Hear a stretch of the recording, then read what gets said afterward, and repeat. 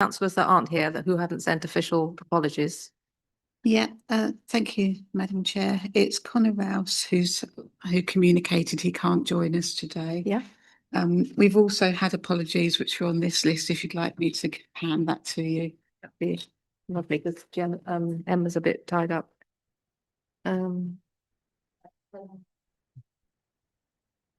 Lovely. Thank you so much. That's really helpful.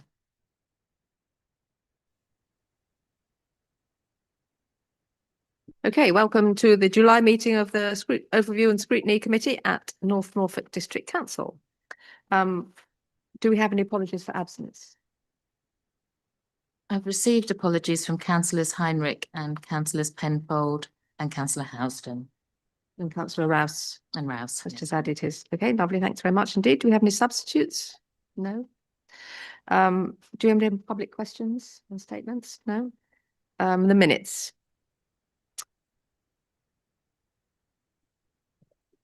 Right, going through them for accuracy. Please let me know if you find them inaccurate. Page 1, page 2, page 3, page 4, page 5, page 6, page 7, and page 8. That's the minutes. Appended to that, we have the answers from Anglia Water. But as far as the actual minutes are concerned, are you happy with their accuracy? Okay, would someone like to propose them? Lovely. And second them? Okay, thank you. Super. And with the Anglia Water answers, Emma, is the plan to discuss them when they come back? Is that the Yes, I think so, Chair. I think if members have any specific concerns in the response, we'll collate them, and then the head of them coming back, I'll make sure that they either respond in advance of the meeting or pick them up at the meeting. Okay. Thank you very much. Any declarations of interest? Any today? Any items of urgent business? No. Any petitions from members of the public? No. And any consideration of any matter referred to the committee by a member? I haven't seen any. Okay, so now let us turn to the first substantive item, which is the 24-25 outturn report. So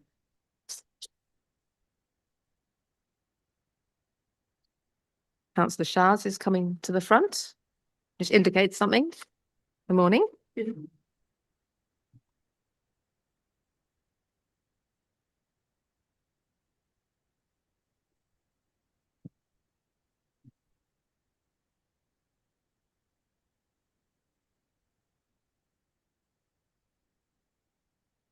Thank you, Madam Chair. Good morning, members. So you have before you the outturn report for the last financial year of 24-25.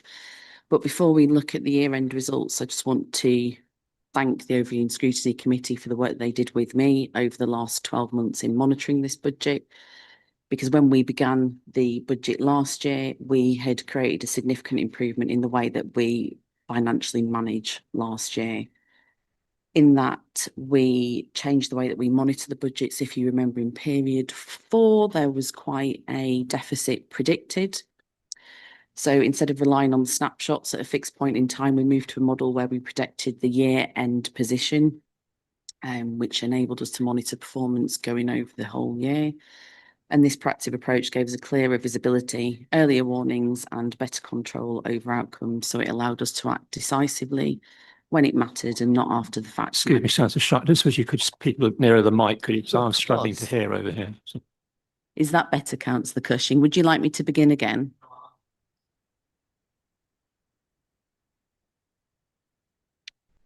Absolutely fine. You probably heard this at Cabinet anyway. Super. So the way that we've chosen to monitor has been a key reason why we're able to report such a strong financial position today.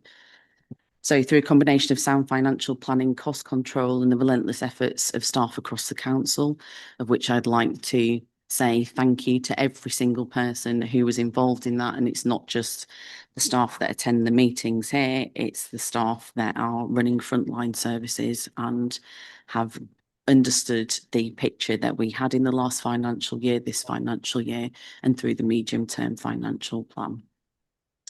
So we closed the year with a general fund surplus of just over £60,000, and that represents quite a positive swing over the last financial year. And that's something everybody should be proud of, including the people in this room today. You have really helped keep us on track through your questioning and your sound eye on the budget.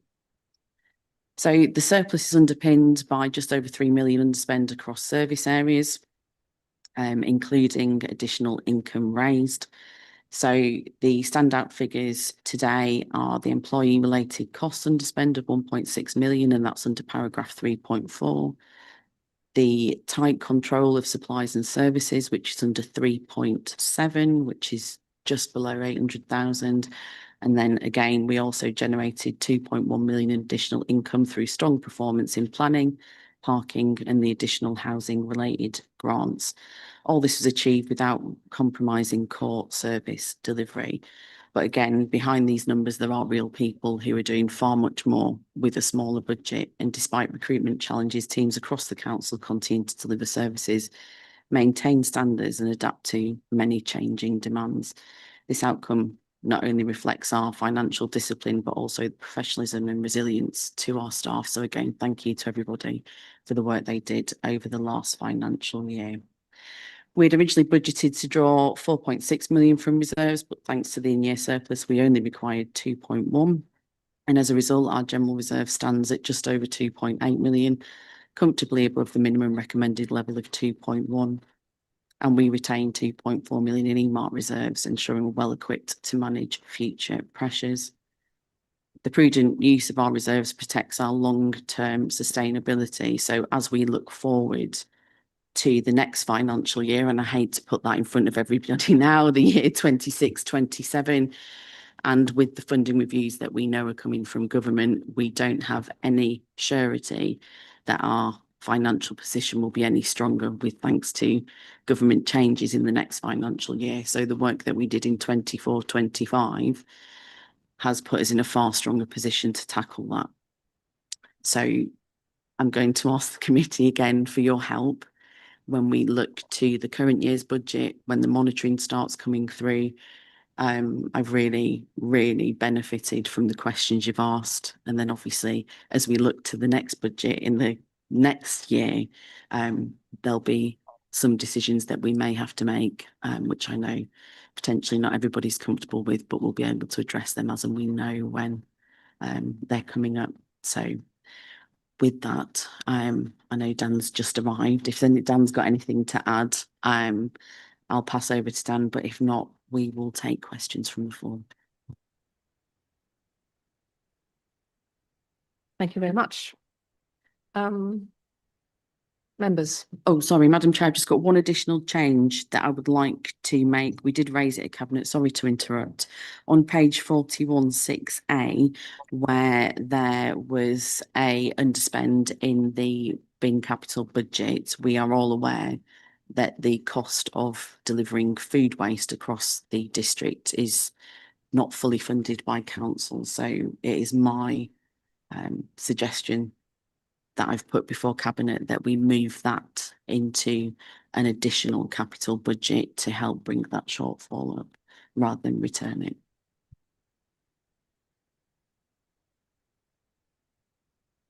Does that change the recommendations for today? Is that? I would like to change or add that as an additional to the recommendation. Okay. Cabinet are already aware and Cabinet accepted, but it didn't make it into this paper. So that's page 41.6a. Okay.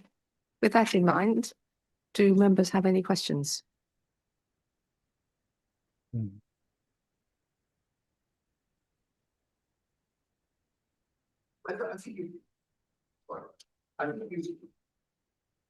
I think you more or less answered this one, but given the obviously very welcome surplus and also the fact the general reserve budget is above recommended levels, why does it remain prudent to retain the surplus for future eventualities?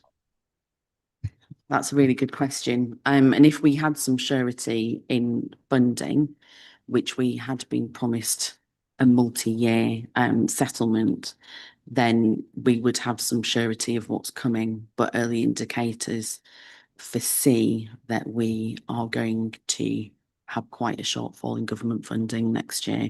It is early indicators. We don't have set figures yet, nothing set in stone as ever with the government. They changed their minds at the last minute. But understanding there's future uncertainty, it's just prudent that we budget for that in the surplus that we are putting into the general reserves. Days, I think you were next. Yeah, thank you, Councillor Shires. I think that's a good presentation in terms of where the hopefully underspend has been found. And I wouldn't let this opportunity go past without mentioning that in capital bid again, most of the spend, well, none of the spend has been east. I think North Walsham is the furthest east, and Stalham once again has no capital bid. And I know the answer that will come is that Stalham has no assets. Unfortunately, the assets have been sold off in the past by Norfolk County Council, as well as North Norfolk District Council. My question is, how does Stalham break the cycle to enable investment to come into Stalham?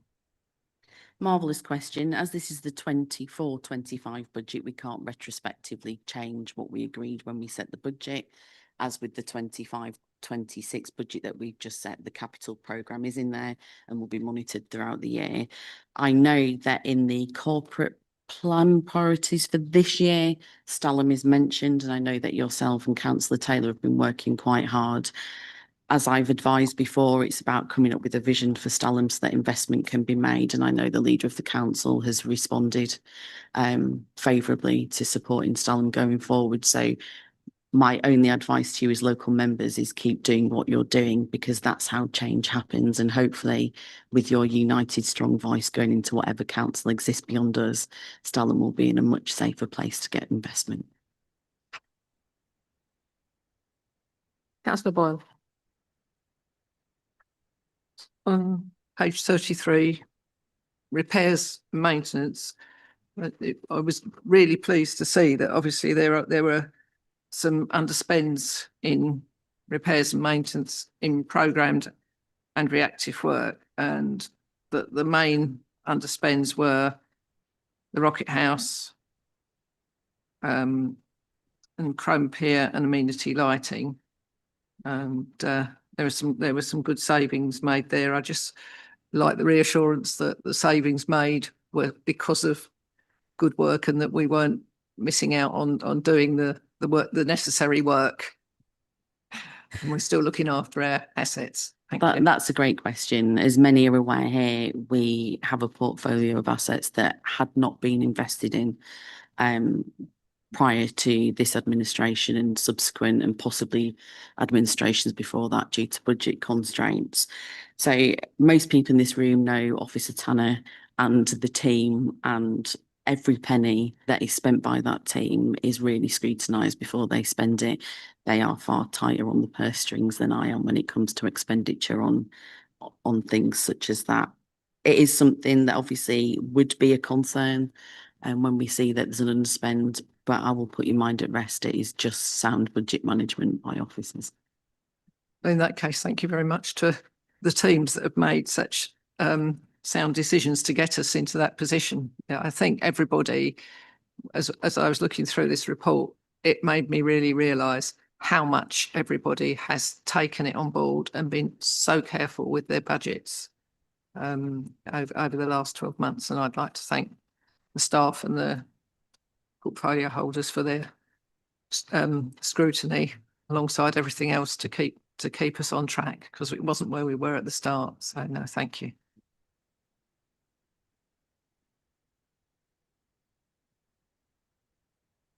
Any other members?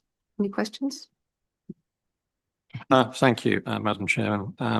Thank you, Councillor Shires. And first of all, I will start. Obviously, we're pleased to see that we've actually got a surplus reported as of last year.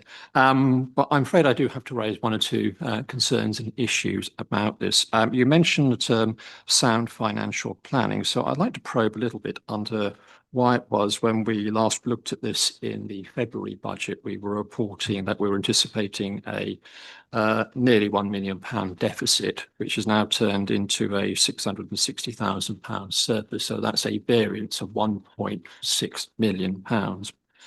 If we look on page 32, we will see we're looking at the net services of costs. We've got the last reported prior to the budget we set in February, we were talking about 23.6 million, which is actually reduced to just shy of 19 million. So it's a variance of 4.7 million pounds in there in terms of the forecasting. Now, what concerns me about this is when you did the cut for the 23.6 million, that would have been in January time. So by that stage, we'd have had 8 or 9 months actuals in there. So that's what we know for certain. So we only have having to forecast 3 or 4 months in terms of where the variance is. Now, having done this for sort of half my career at work, you expect as you get towards the end of a financial year, those variances to narrow. However, we've got a variance there of 20%. How do you actually really account for that? And if that is the level of variance we've got going forward, how on earth can we put any faith in any other figures you present for us? I wouldn't have expected any less of a question from yourself, Councillor Cushing. As you'll be aware, when we've done previous budget monitoring, it's come to period 10 and we've been shown that we have a deficit. And that has then been too little too late, from my opinion. And that's why we've changed the way that we budget monitor so that we know straight away. There is an area of thought, perhaps, that once a budget's set, it's set and everything's okay. And I would really like it to be like this, and I'm sure the committee would like it to be like this, but that's why we do have to do the scrutiny that we do. In terms of the technical side of it and the accounting side of it, I'll hand over to Dan, because Dan will be much better placed to talk about the technical accounting and why sometimes figures are slightly delayed or appear to be delayed in budget monitoring.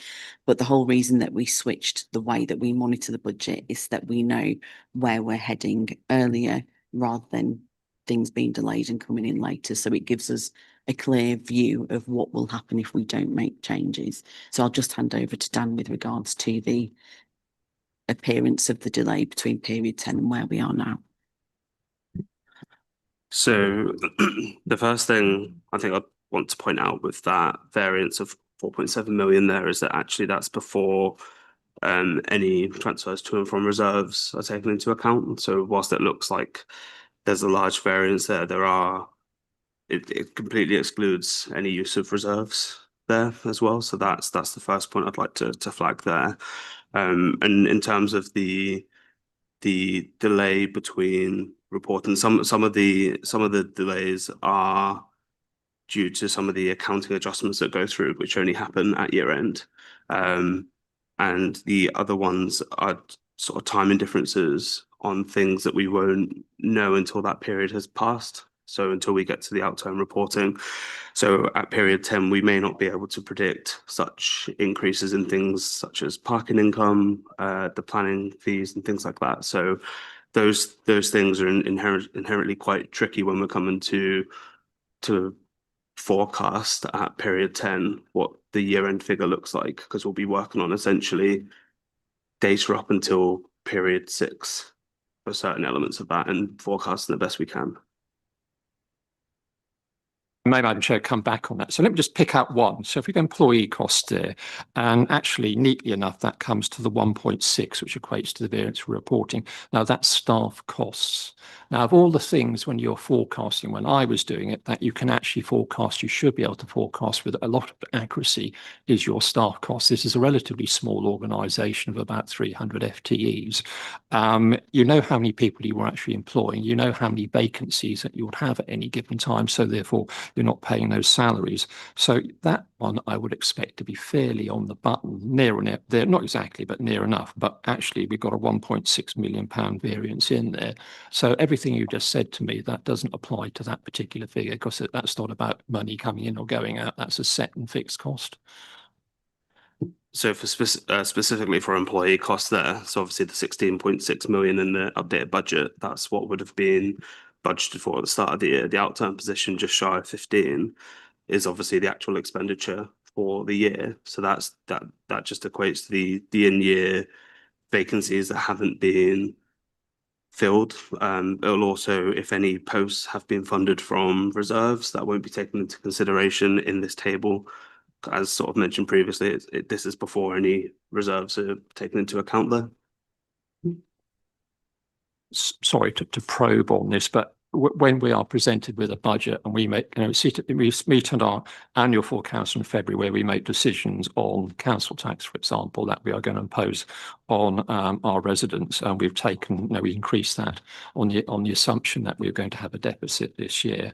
Everything you described to me, if you say that's the set budget, well, actually that set budget will not be fulfilled if you've got a number of vacancies in there. So I still challenge why you don't take off those number of vacancies, because you know that you're not going to incur those costs. I mean, if we're doing this in January and we're setting the budget in February, and you've only got until the end of March for the end of year end, so it's not a really very long period of time to actually understand what will come out. So I think obviously when the budget is set, that's set with, if there are vacant positions, that is set with the intention of filling those vacancies. For example, if you take specifically the Director of Resources post currently, that's included in the budget. So we have every intention to fill that post. But as it stands, we're now middle of July. So for those first 3-4 months of the year, that's going to be recorded as an underspend because we don't have anyone in post currently. So when we have vacancies, it's not, we're not holding them open to create an underspend purposely. There'll be sort of specifically reasons why within every service area of why they are still vacant. So to push on, I put the point I'm making, I think you could, I'm challenging why, in terms of the forecasting, we can't actually look at that, because certainly when I was doing it, that's something you actually have to take into account and present the most accurate figures we've got. I'd also just say, if you look on page 33, in terms of the explanations there, if you look at the figures in the 3 bullet points up there, they do not add up to the 1.649, they add up to 1.189. So that actually there's about 500,000 in there. We don't know why we got a variance for either in terms of that. But so. Well, I'm talking, you're looking puzzled, Councillor Shire. What I'm looking So it was just which table was that? Well, look at the top table 3.2, and you're looking at, I'm assuming that direct employee costs relates to point A. Give me if I don't. So you're looking payable of 3.4. So it's the representation of table 2A. Well, yes, the variance for how you actually calculate the 1.6 variance at the bottom. But maybe I've missed something in terms of that. It's not a huge point. Do you think that's the major point I'm offline making? sort of discussion? Sorry? Possibly? Do you think that's an offline discussion? That may well be offline. It's just something that they get hung up here and today. I'll just mention that to you. So I pushed the point there, but I mean, the wider point is simply this. Clearly, at the start of a financial year, where at the moment you wouldn't expect the end of year forecast to be particularly accurate because there's so many months to go, and there are a lot of variables in there for certain areas like income, which I would certainly accept. But it is a concern to me that that we have that level of discrepancy. Because I think that surprised most people on the committee. A good surprise, it might be added in terms that we've got a surplus. So I don't to detract from that at all, but I just say I do think if I was sitting where you are, Councillor Shires, I think I'd be worried about that forecasting. I might want to be probing to that a little bit more with my finance team. Okay, I'm not particularly concerned, obviously, because this is a factual report. If we'd have got to period 4 or the subsequent periods and there'd been massive variations, then I would have been hugely concerned as to where we're headed. I've not been able to get the period 10 monitoring report up fast enough to do a comparative for you to answer your question. But what I'm hearing is that the committee would, or at least Councillor Cushing would prefer to focus on staffing costs in budget monitoring going forward.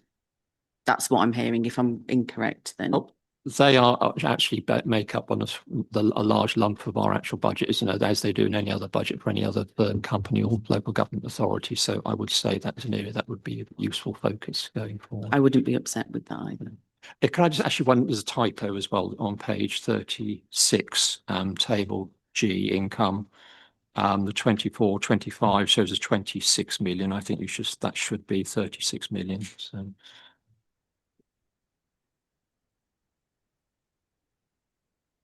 Well spotted. Thank you very much.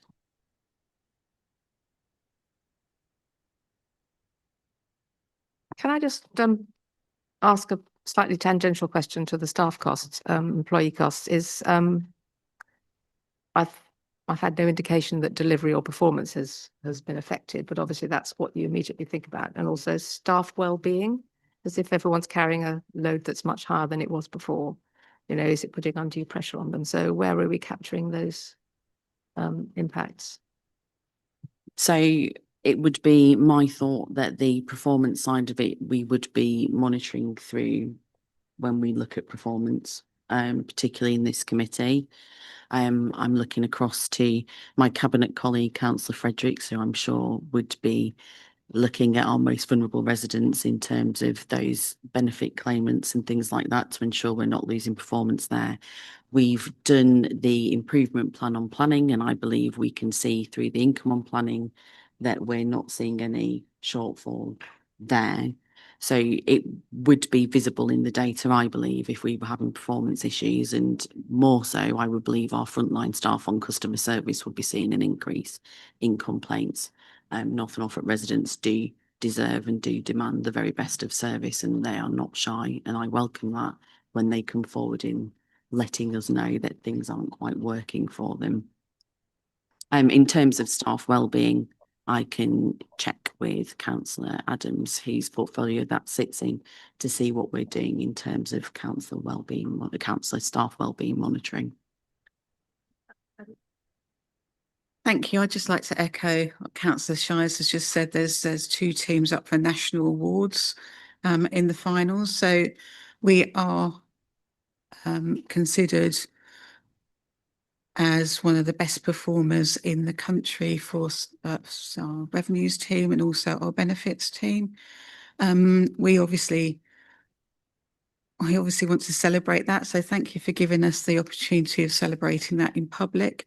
I also want to celebrate the rest of our excellent staff who haven't put themselves forward for an award. We still keep and maintain performance reviews, and I'd just like to celebrate them as well. Thank you. Councillor Hens? You've promoted me. Well, that's a Not something. lucky man. Thank you. Just in terms of staff wellbeing, obviously, it is something that is monitored by our HR department in terms of some of those typical indicators that you would expect to be reflective of issues within the staffing cohort, such as sickness absence rates, etc. I'm pleased to report those are at a level where they are at or below the national and regional averages for an authority such as this. And obviously the Joint Staff Consultative Committee, the JSCC, do receive reports, etc., on such issues and consider the position in terms of well-being by measures of those indicators on a regular basis. Thank you. I was wondering, we have an item on our work programme about the overview of the workforce and the impact of LGR transformation to unitary on staff well-being as well as other things. I was wondering if that was something we should be thinking about doing earlier rather than later, or are there no indications to do that?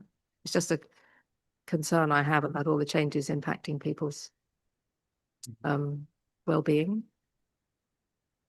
It's certainly something that we could consider, but I think at this stage it would be very difficult to look at indicators just on the basis that effectively we know that both devolution and local government reorganisation is coming, and I don't think we actually understand yet enough about the likely impacts, given that we're in a position where there are currently 3 submissions likely to go to government in terms of potential local government structure in this area.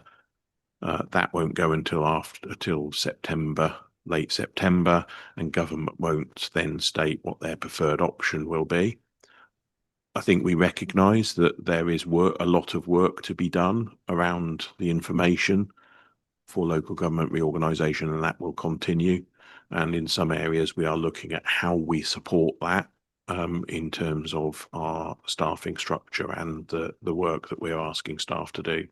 So it is an ongoing piece of work, but I think you're probably a bit early in terms of the process for considering an overview and scrutiny. I would suggest that probably once you know what the local government preferred model is in terms of whether it's a 1 or 2 or a 3 unitary authority, then that would give you an opportunity to then just revisit the position and have a better understanding of what the impacts might be on staff.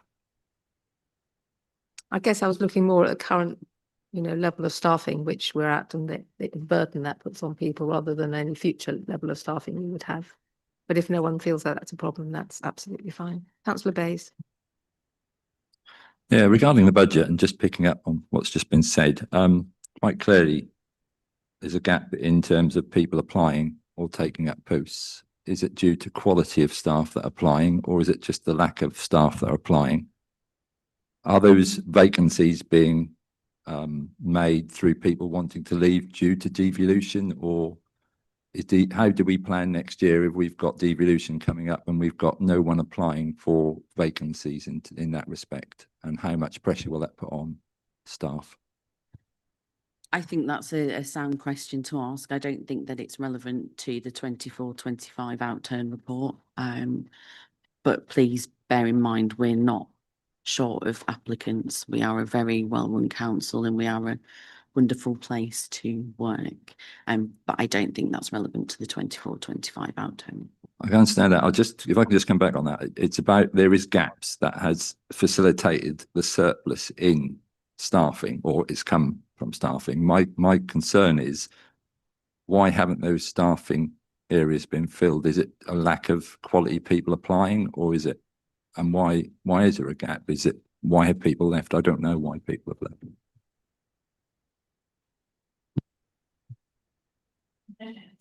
Getting me worried now. So just in terms of vacancies, so there are 2 elements to it.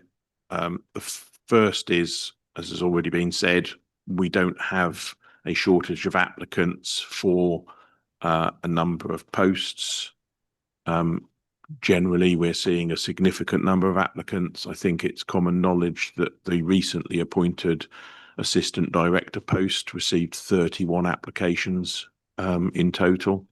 So that's a really good number to receive for a post like that. There are certain posts where it will be more difficult to recruit, but that is just the national marketplace for posts of that nature. The main issue, I think, in terms of some of these recruitments is there have been conscious decisions made by by managers within this organisation around managing budget. We had a deficit in our budget. Managers were challenged to say, are the posts necessary, etc.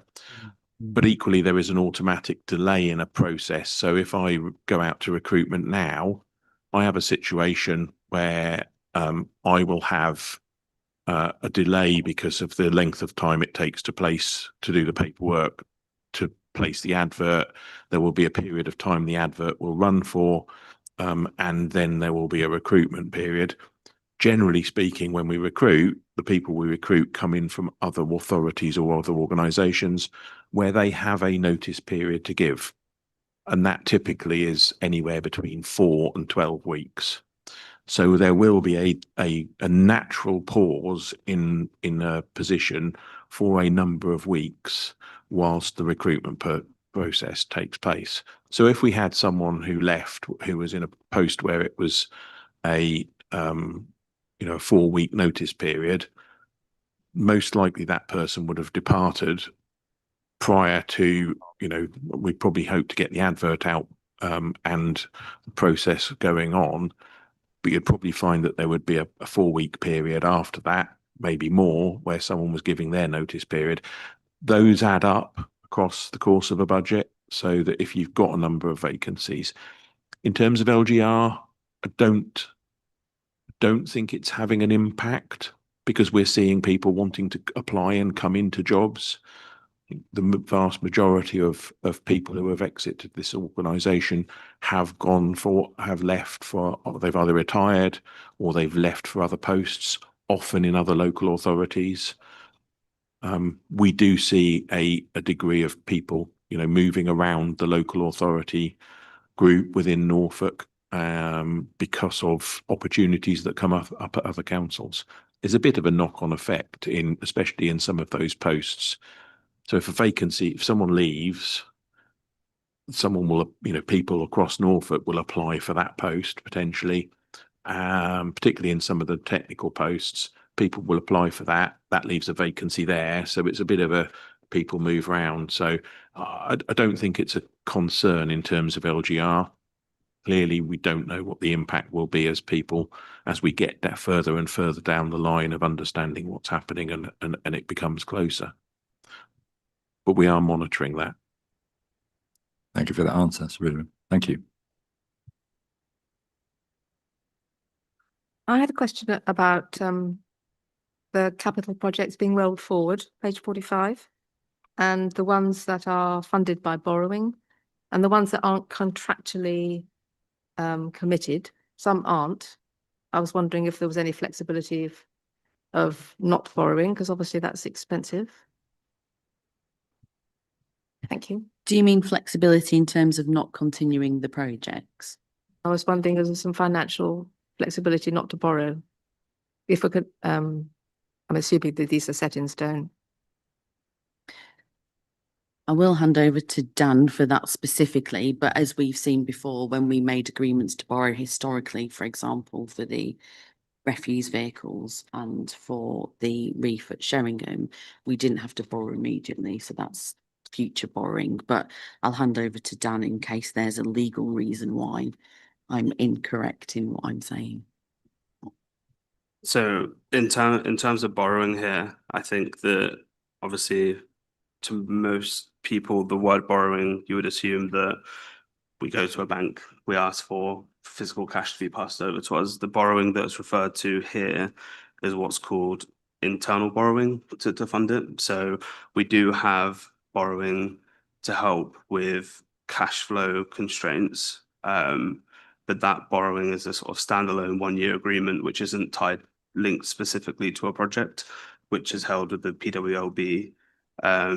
So in terms of the borrowing for these projects, that's just on a case-by-case basis where we won't have capital receipts to fund that project or other means, grant funding, etc. So that's why we borrow, but that borrowing is then recognised through MRP, the minimum revenue provision, which is how we then repay ourselves. So we're in effect borrowing from ourselves for the project.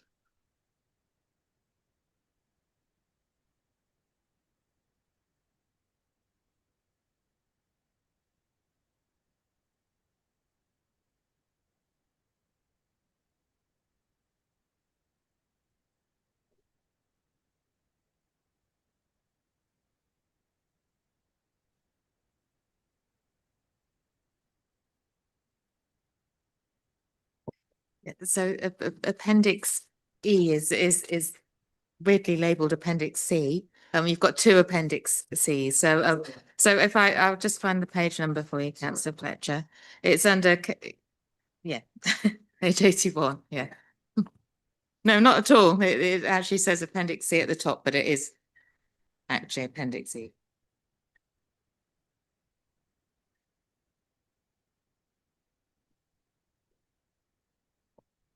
Okay, councillors, members, are you minded to ask any more questions? Or are you minded to look at the recommendations, and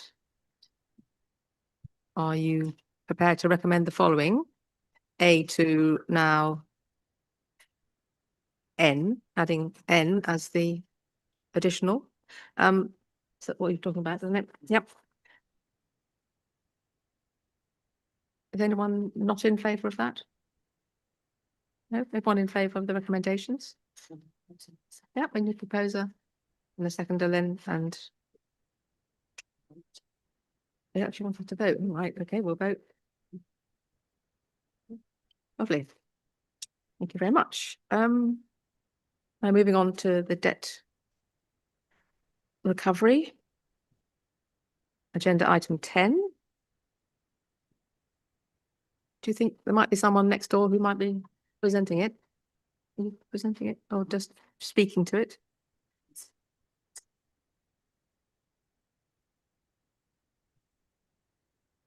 Okay. So apologies to Councillor Cushing who, and yourself, Madam Chair, who have sat through this presentation already. So the debt recovery paper is the annual report of the collection performance and debt management for the year 24-25. So it includes a summary of debts written off, the collection performance for council tax and non-domestic business rates, level of arrears, and the level of provision for bad or doubtful debts. So the write-offs this year for council tax is slightly higher than previous by 13,000, with a total debt write-off 230,000 for council tax. The non-domestic business rates write-off is 90,000, which is higher than the previous year. Sundry income write-offs total is slightly higher than the previous year. Also, the main reasons for write-offs for the financial year 24-25 for council tax are debtor absconded, bankruptcy, liquidation, or sadly where a debtor has deceased. And for non-domestic business rates, it's where a debtor went into bankruptcy, liquidation, or the debtor absconded. In terms of collection performance, the council tax target was set of 98.2%. We achieved that and we reached 98.37%. For non-domestic business rates, the target was 99.2%. This was achieved and we reached 99.45%. Council tax collection was the same as the previous year in terms of percentage, but the non-domestic business rates was higher than the previous year. And apparently this is the highest for 18 years and potentially maybe ever. So as you're aware, last year, the revenues team were nationally recognised by the Institute of Revenues Rating and Valuation as the Revenues Team of the Year, plus highly commended for the most improved Team of the Year, and were finalists for the Public Finance Awards for collaboration and innovation with local service linked to the long-term empty homes work. And this has been followed up by the Empty Homes Network Awards for this year, highly commending us for best use of media, again linked to our long-term empty homes work. And that's a collaborative piece which works between housing and revenues to ensure that houses are brought back into use. As we all know, we do have a housing crisis. Sean Knight has been asked to write for the Institute of Revenues Rating and Valuation National Magazine about our performance, and this was circulated in May 2025. In terms of the arrears that are outstanding, the total of all years council tax arrears was 4.19 million as of the 31st of March 2025, which is slightly lower than the total last year, so we're making headway there. The total in-year arrears were 1.56, which is slightly higher than the previous year. The percentage of current arrears compared to the net debit on the 31st of March this year is reduced to 1.52.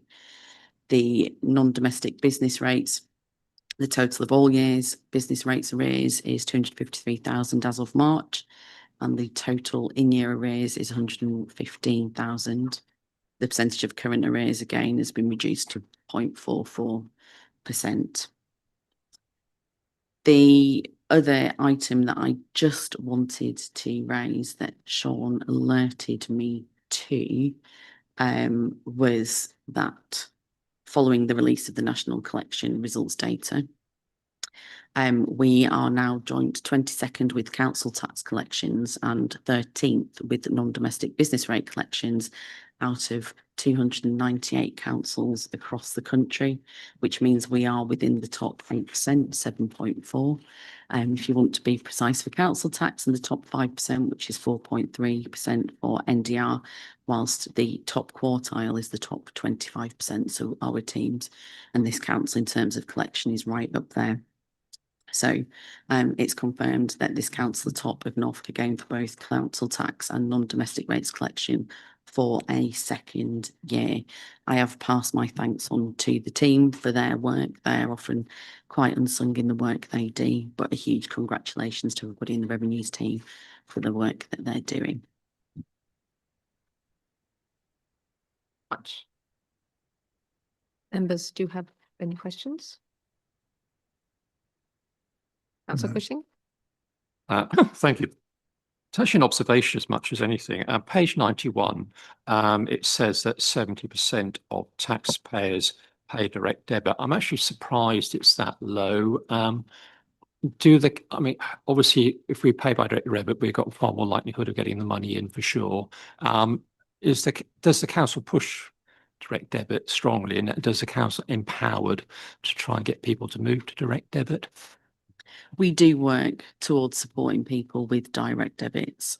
Quite a number of our vulnerable residents, I would say, I work with one in our town, have been quite fearful of direct debits because they are quite literally living hand to mouth some weeks. And it's the concern that they wouldn't have enough to feed themselves, which make them fearful. However, I've had some quite success when I've spoken to residents and said, speak to the team, figure out what, where you are. And many residents have been able to get housing, council tax benefit just by having that conversation because they hadn't realised the support that's out there. So there's just a little bit of perhaps support and education for some of our vulnerable residents who might struggle financially to bridge that gap. We are doing quite well in terms of direct debits. And I know some people still would wish to pay cash for their council tax. So there's a little bit of a societal shift that we're making overall. But the team are working to try and bring everybody where possible into direct debits, as much for residents' surety and removing concern as to ensuring that working with financial inclusion team and the benefits team that residents are getting the support that they should have financially too. Councillor Bailey? I know the report mentions charging orders, and I know they're very expensive and probably last resort. Is it something we do many of? I mean, each year or ever. So it can be for later if necessary, but it was just, as it was mentioned, charging orders, a bit emotive and, as you say, very costly to do. So we probably avoid them. But I was just interested to know if we actually have any that we do. I don't have the figures to hand, but I can surely get them if that would be helpful to you. I had met with Officer Knight, who leads the revenues team, possibly off the back of our money saving expert nationally, Martin Lewis, raising some concerns. And I have been assured that it is very much a last resort and we will do what we can where possible. And that's where potentially the financial inclusion team and the benefits team do work hand in hand with revenues, because quite often it's not people just not paying their council tax because they don't want to. There's a much wider picture of it. And we have had a significant shift within the organisation of being more person-centred, as the next paper will talk about the work that's done with benefits. So where people are being tricky because they don't feel like paying, that's very different to how we deal with people who actually do need the support and help. So it is case on case. We don't go in heavy-handed, and if the council tax hasn't been paid 1 month, we're not slapping them with orders on the door. That's not where we are, and that's not the direction that we wish to travel. We wish to help our residents as much as possible to make sure that it's not just about making sure they can pay council tax, although revenues is that team. It's about making sure that people are thriving and living their happiest lives in North Norfolk to the best of the ability that we can support them into. I don't actually have a question because this is a very well written report with the answers already there. So if you read it, you've got the answers. However, I would like to comment and thank the team for all they've done in being, in enabling the outstanding collections that they have done over the last year, because obviously that makes a huge difference to absolutely every resident of North Norfolk. So thank you.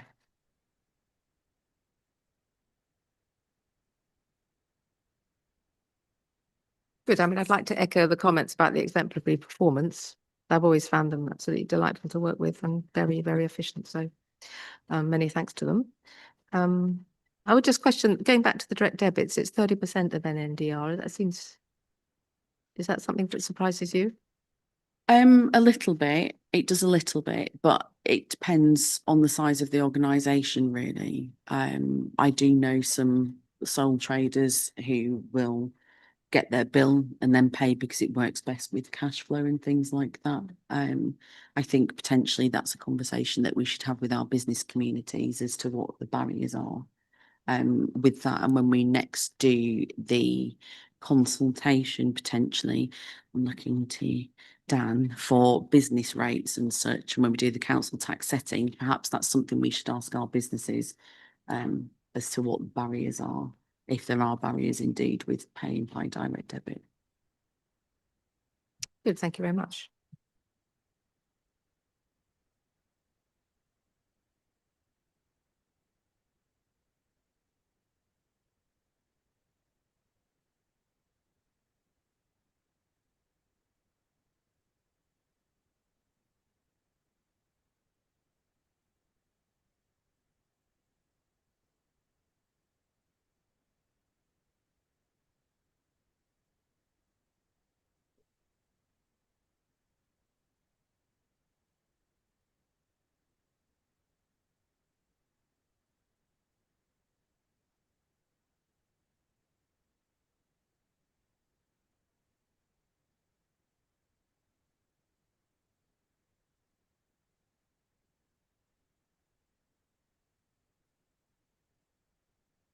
Good. So if you now move to agenda item 11, which is the housing benefit debt recovery report. We have two presenters. Thank you. Good morning, Madam Chair. Good morning, members. Good morning, officers. I would like to present the Housing Benefit Debt Recovery Report, April 24 to March 25. Also, just wanted to highlight something that Councillor Shires picked up on is how our team support our residents going through financial hardship. If you have a look at pages 117 and 116, I just wanted to highlight the fact that the financial inclusion team are there to help residents who can't pay their bills, manage money. And since their inauguration in 2023, they've actually helped £5.6 million worth of benefits into the pockets of North Norfolk residents. That should be applauded. This is very much something that this council approves of and wants to continue with. We also have people that are in the community that help people and signpost them. We have our social prescribers, our benefits team, who again are nationally recognised for their performance and their approach. So as Councillor Shires said, it's usual that customers we find have multiple debts. They're often in financial difficulty and unable to manage their finances. So doing this proactive and compassionate approach means everything to our residents and makes up who we are in North Norfolk District Council. So it's a very technical report. I don't pretend to understand all of this report, but I do have our Assistant Director, Karen Hill, on hand with any questions. Thank you. Thank you very much. I mean, the sensitivity shines through the report in terms of how you handle this, which is really good to see. Members, do you have any questions? Comments? Councillor Cushing? Thank you. Thank you for that, Councillor Fredericks. Indeed, thank you for all your team. You mentioned it's a very technical report, and I mean this constructively, but it's a challenging report to actually penetrate and actually draw anything out of it, I have to say. And if I was giving some constructive feedback to your team, I think if you look at the presentation, it might help to think about the audience, because obviously we're not in any shape or form sort of tuned into this as your team are. It's quite difficult to pull anything out. Actually, you have to go 8 pages in to find the first metric in there. That's probably of any help to us. So going forward, it would be helpful, I think. Things that I would be looking for is actually one thing I can't find is how much do you pay out would be an interesting benchmark. I know it's not relevant to the report itself, but it would be interesting. How much have we got in terms of overpayment? Then what are the main causes for that? What are the things that council does in order to try and recoup that money, and what might it do? They're the sort of things I think would be personally for me to understand. In terms of just some constructive comment for you. If I may ask a more probing question on page 118. So please correct me if I got this wrong. It says down at the bottom, we have an overpayment of £918,000. So if I read the previous page, I think it says on page 116 that local authorities must pay back the DWP 60% of the value of the overpayment. So effectively the subsidy is only 40%. So am I correct in saying then that the risk to NNDC is about 550,000, which would be 60% of that 918?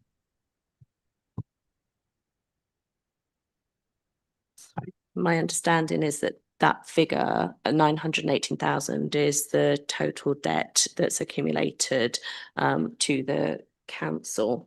So it's over the years, the debt increases. So that's across a number of different systems. I think it just reflects that we've, over the years, had different systems into play. So the actual amounts, I think, in terms of probably 10.7, sorry, change my notes now, but there's figures that give you the amounts at the beginning of each year and the end of the year, which is around £600,000.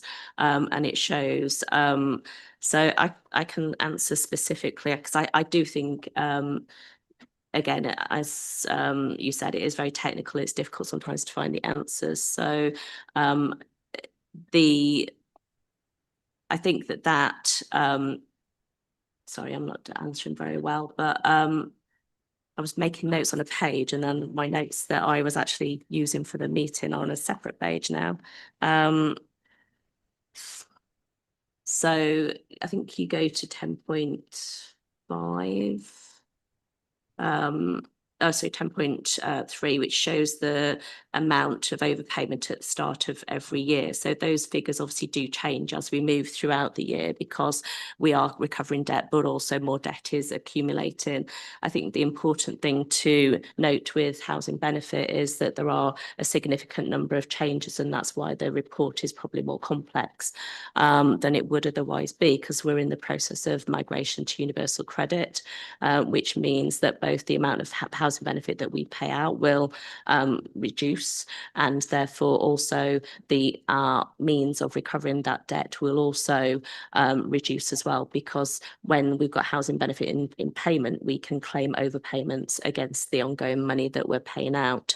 So as we're not going to be paying out so much, we don't have the same options to recover. So this report, again, as we go through the years and our claimant profile changes, is going to mean that we have to then consider what our approaches are to how we actually recover the monies. But I think in terms of the report, and this is probably why it's important that we separated the report out from the overall debt report and the debt management for revenues, because it is different and more complex, and the approach we have to take is very different as well. But I will look for some more information which gives you a bit more understanding of that £918,000 figure. But it's about the difference in that there's some debts that are sitting in different places in the organisation because of how they've accrued over time and the changes that we've had in our systems.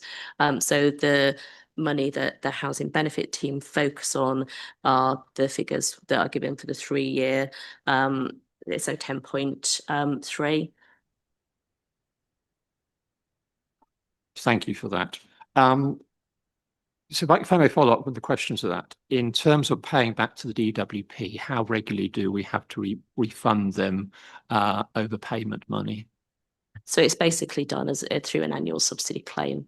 Yeah, so we have to provide, we do an annual subsidy claim, and that subsidy claim then looks at overpayments, because obviously claims are in payment and they will kind of go across more than one financial year. So we have to do some reconciliation for any overpayments that we become aware of that then resulted in payment in the previous year as well as the current year. And the subsidy claim is very technical. Yeah, but it is basically done on an annual basis.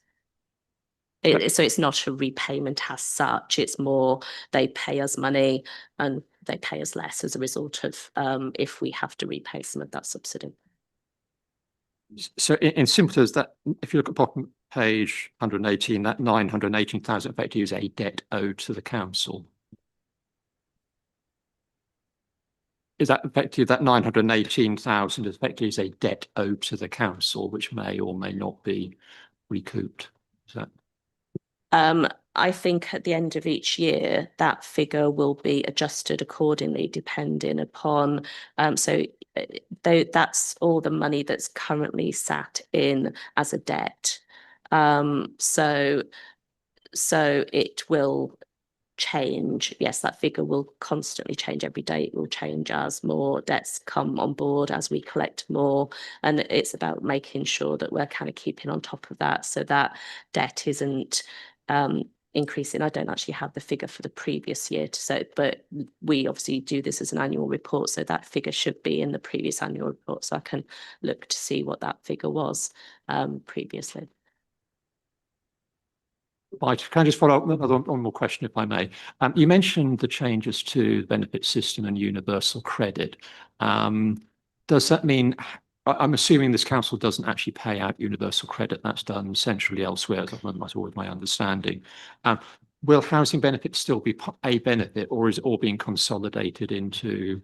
So the question where I'm going is, will this council have responsibility going forward for housing benefit, or is it going to be picked up elsewhere? Yeah, so what's happening is the migration is that we call the housing benefit system a kind of legacy system. So what's happening is those claimants are being converted into universal credit. Now, universal credit is paid out in one lump sum. It might have a housing element in that, but the resident will have all of that money, and then they have to pay their landlord from that. So in the event of we won't have as much control over housing benefit in the future. Can I add to that? So currently, universal credit isn't affecting pensioners, so pensioner households will continue to be paid housing benefit, but there are discussions about moving housing costs into pension credit. So universal credit migration has taken years. It's the best part of a decade. We don't know at what speed government might move, if it indeed does move, to housing costs within pension credit. But we also have housing costs for people in temporary accommodation. So that's not part of universal credit. And for supported housing, again, not part of universal credit. Temporary accommodation and supported housing are small in number in terms of claims, but high in value in terms of the amounts of money that we're talking about. So for the foreseeable future, we will still have housing benefit claims. So obviously, again, that's something that the report will consider, because the report considers the challenges to recovering the housing benefit overpayment. So as that system changes, then the challenges to recovery will change as well. But this report just focuses on housing benefit overpayments. The benefits team administer council tax benefit. And so the team will still be administering that. And we're talking about 7,000, claimants altogether within, the benefits team manage. And so that's unlikely to reduce. Actually, what happens, you think it would be more simple, but what happens is that the DWP have to tell us about all the changes to universal credit claimants, and we get thousands of claims every year, hundreds of thousands of changes in circumstance. So actually, we do monitor performance based on new claims, but also changes of circumstances, and we have performance figures for both. So although housing benefit is reducing the workload of the team, isn't necessarily reducing at the same rate, because we're still dealing with the same households, still dealing with the same complexity, and obviously all of the things that Wendy mentioned before in terms of supporting those households. These are our most financially vulnerable residents, and so universal credit as well brings issues with it that we support the DWP in managing as well. Thank you. I had a question about the performance. We're obviously stellar, as nothing else we would expect compared to other Norfolk authorities. Is there any, first of all, is there any difference in the composition of the cases which would determine where you would sit in this table, i.e. more people have migrated across or not? And are people coming to learn from you, and are we going to learn from others in terms of what is there any learning being shared across Norfolk? So I think it's fair to say that there will be some differences in terms of the claimant demographic. So we do have more older claimants, whereas say Norwich would have more people that would be on universal credit. So they're working age claimants, but they would have more homelessness, more temporary accommodation, more supported accommodation in city areas. So yeah, I mean, we do collaborate, but not just with Norfolk authorities, but with, our near neighbours. And as Wendy mentioned, we are a finalist in the IRRB Awards for Benefits Team of the Year. So that in itself will be a learning process, because we will then be able to look to see who else has been put forward for those awards, not just for that particular category, but there will be an exhibition of all of the information that's submitted in support of those claims. So we'll be able to not only look at ourselves and reflect on our performance and where we are, but where those others are as well that are putting themselves up for Team of the Year. Thank you. Lovely, thank you very much. Councillor Bayes. Yeah, thank you for the report, and I agree. Some of it is it's quite hard to follow in terms of detail. I did appreciate the slides, but I did feel it was a bit generic, the slide about housing and rough sleepers. I think that's it. Councillor Bayes. Oh, sorry, am I jumping the gun? You're jumping the gun. I mean, right. I apologise. Very pleased that you are, but I apologise. We've got coffee to go first. Oh, right.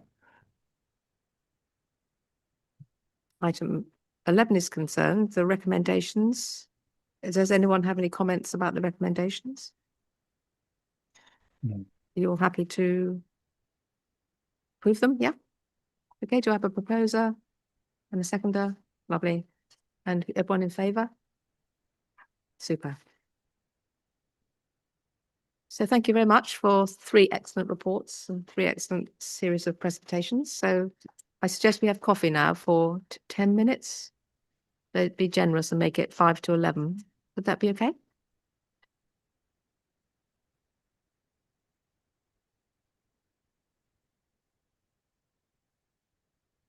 Welcome back, everybody. And now we're talking about agenda item 12, which is the homelessness and rough sleeper review. And we have a presentation to start. Thank you very much. Thank you very much. So the report in front of you is very much around the homelessness and rough sleeper review process, what we do at North Norfolk and what we're intending to do in the future.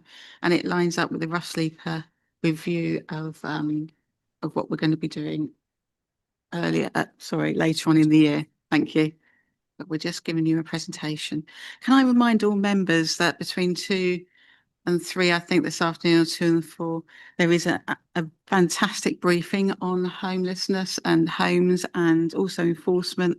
I'd recommend that every member attends that because it will give you such brilliant information to help your residents. So I look forward to seeing you all there. I'm going to hand over to my team and start with Assistant Director. Yeah, Karen, that's it. So thank you. Just waiting for the presentation to load. So before I start, I just want to stress that this is pre-scrutiny. I think we're kind of calling it. So we're not actually presenting the review for you to scrutinise.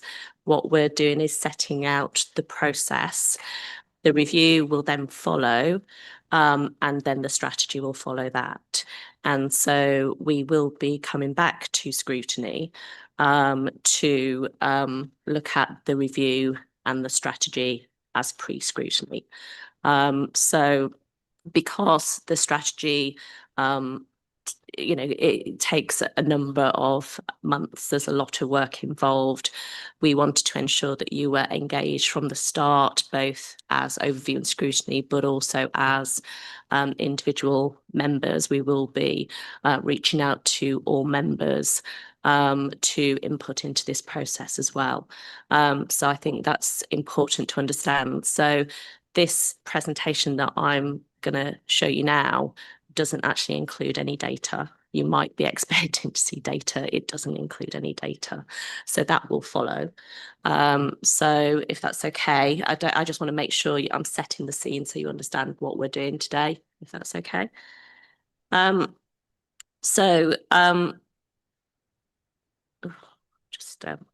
I'll move this as well. So just wanted to set the context. I mean, I sent this round in advance, hoping that you'd be able to, kind of look at it because it is quite a complex process, and also there's some context behind it. So it's important if you're aware of those things as we move into the review and strategy development process. So it is a legal requirement for us to undertake a review of homelessness in the area and develop a strategy at least every 5 years. We can do it more frequently if we want. There'd have to be a reason because it is quite an in-depth process. So there'd have to be a good reason as to why we would want to do that more frequently. That doesn't mean to say that we as a team aren't constantly, revising our operational strategy and what we do. And obviously there will be opportunities that come along that we take advantage of as well. But I've put the link in there for the Homelessness Code of Guidance, which sets out what we have to do in terms of the review and the strategy. So just to, again, the current strategy we have was spanned 2019 to 2024. So you will notice, therefore, that we are slightly out of date. But the government is producing a national strategy, and we didn't want to develop our strategy and then have to review it because we're out of step with national strategy. It's likely we wouldn't be out of step because I think, we are very aware of, what's happening kind of nationally, regionally, internationally, and all of those things that, affect what we do. But equally, I think it's helpful if we see the government strategy as kind of a hierarchy of approach.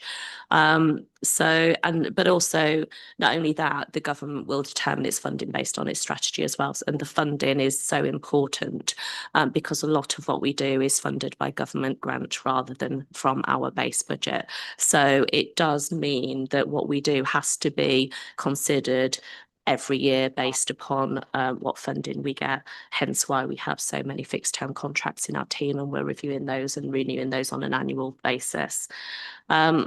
So I've also put a link to the strategy, which is on our website for you to look at. So that's the context. So in terms of other context, I think it's useful to see how this sits alongside the housing strategy. If you like, it's a sub-strategy of our housing strategy, and I've put the link into the council's housing strategy again, which is on the website, and also a link to the action plan, which was recently revised and updated. And I think also important to note is how social housing in the area is allocated, because it is an important resource for us to address, prevent, manage our main duties for homelessness. So we have made some recent changes to that, and so this needs to be looked at in the context of those changes as well. So again, just really to set out the process. So we've already started this process. So it's lots of data collection. So we've already started the data and evidence collection.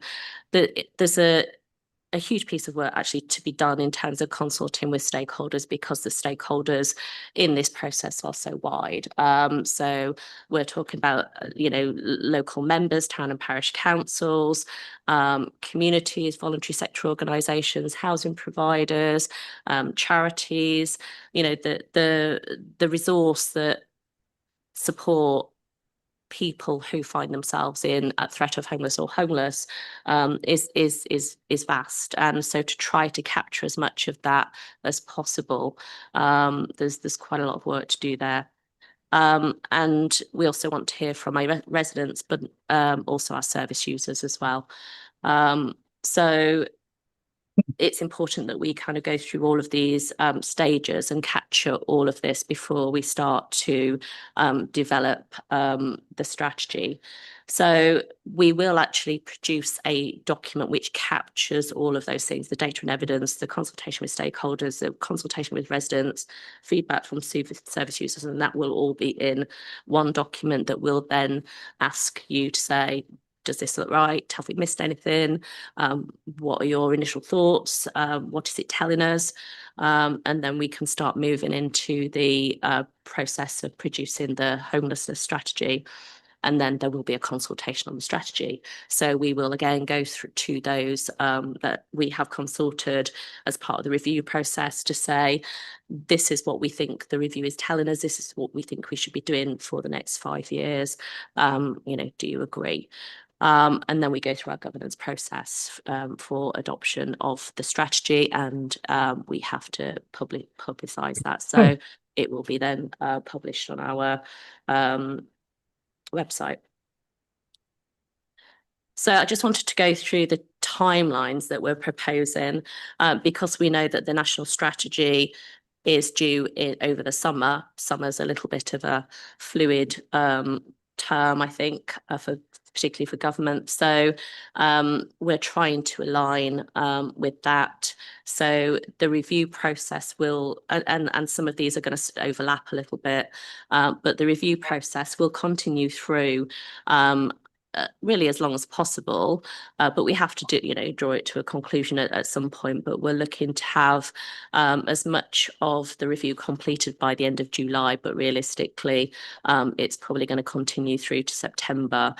But we will start this strategy development process from August onwards through to September, and that's when we start then moving into the the governance process. So we are looking at either taking the strategy through to cabinet in either October or November, depending on work programmes, and then looking at overview and scrutiny in terms of October or November. But obviously that's down to you to agree and to have it on your work programme, with a view to also then having that finalised by December, so we can publish the strategy at that point. So there's quite a lot of detail. So these really are slides for pre-reading, but also post-reading as you kind of go through the process and look to see what your individual input and collective input is. But the homelessness review and the code of guidance requires us to go through a number of different aspects. So looking at what are the levels of homelessness. Those are quite easy to look at, considering, you know, what are we experiencing now. The likely future levels of homelessness are a bit more difficult. We have to do a little bit of crystal ball gazing but there are certain things that we can point to that would give us allow us to make some commentary on what the future levels are likely to be. But I don't think that it's something that is, you know, we're never going to see no homelessness. Homelessness will always be something that, because there will always be those types of homelessness that result in a crisis situation you can't plan for. So there are, you know, we will always experience that. And obviously situations both nationally and internationally suggests that levels are likely to continue to be high. We also need to then look at what activity we have which is carried out for and we have to look at what we do in terms of prevention of homelessness, what we do to secure that accommodation is going to be available for people who are homeless, ideally at the prevention stage rather than when they become homeless, and then what support we need to be looking at, accepting that some people need some help in preventing and avoiding homelessness, and also managing homelessness, recovering from homelessness. Trying to prevent repeat homelessness as well, because homelessness is very traumatic, and if you experience homelessness once, that can result in some damage to you, which you need to be able to recover from. But having becoming homeless on more than one occasion, it just adds to that damage, and it's cumulative. So we then need to look at the resources that are available to us as well, but not just, so it's the resources available in the system. So it's not just to us as a housing authority, it's also the social services authority that have some responsibilities to cooperate with us alongside other public authorities, but the voluntary organisations and any other persons that are contributing to the activity in the area. So again, it's not just about what we do, it's looking at what others do and how we can harness the resources of others as well. So just for clarity, so there is a statutory definition of homelessness, and that's what we will be focusing on in terms of our activity. But when we look at homelessness in terms of what others contribute to, we're perhaps looking at things a little bit wider. And the review has to take account of all forms of homelessness. So including rough sleeping, and looking at those that are more likely to become homeless. So kind of looking at maybe some risk stratification of that.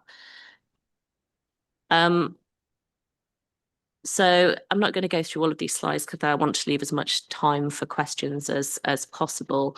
But this slide just looks at what you need to consider when you're looking at current and future levels of homelessness. So I talked about future levels. So the kind of things we might want to think about are what legislation do we know about that's either new or changing?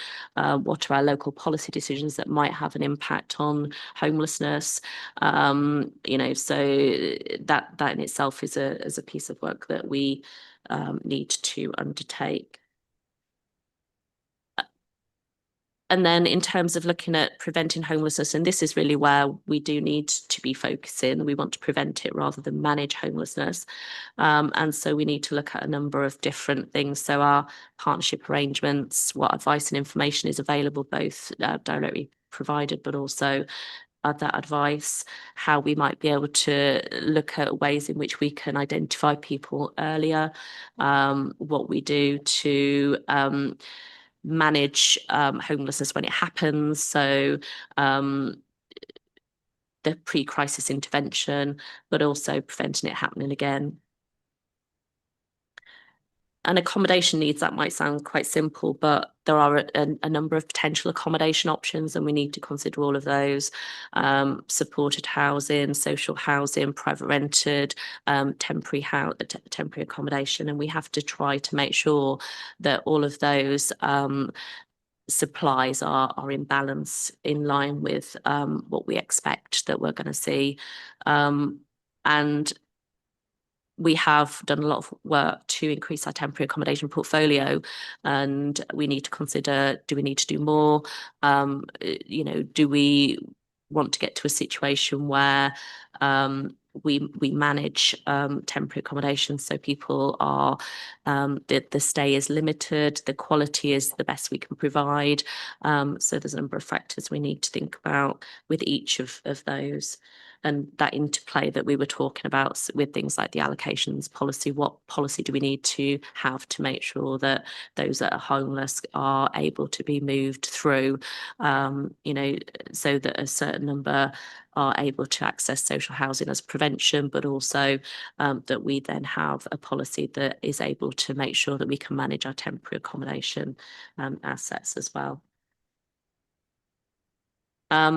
So I've kind of covered most of the accommodation needs, but it's also thinking about different options for different cohorts of people. So, is shared housing something that we should be looking at? Options for single people. So there's pieces of work to be done looking at each of these. How does low cost home ownership, for instance, support homelessness? Does it have a place, or actually are we talking about that's really out of the reach of the homeless cohort that we have? So each of these needs to be considered. And then so support activity. There's a huge range of support needs that we need to consider.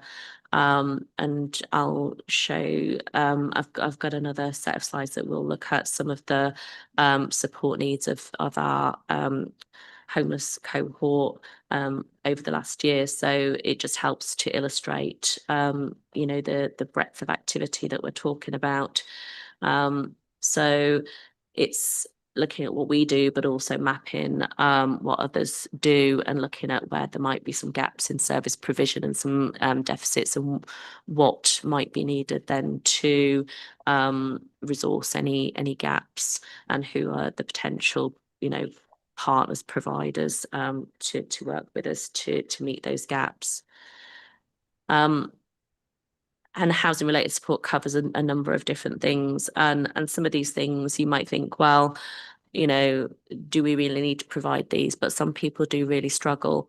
Most people can find their way through systems, can access private rented housing, can find a deposit rent in advance, the monthly rent. Some people can, buy a home, but some can't. And some actually need some high level advice and support, including motivational support to actually be encouraged to go out and find and look and help themselves, but also then financial support and ongoing support, so managing relationships with landlords, for instance. But we're also talking about daily living skills, how you actually budget, cook, clean, manage relationships with neighbours, etc. But benefits, how do you pay for your accommodation?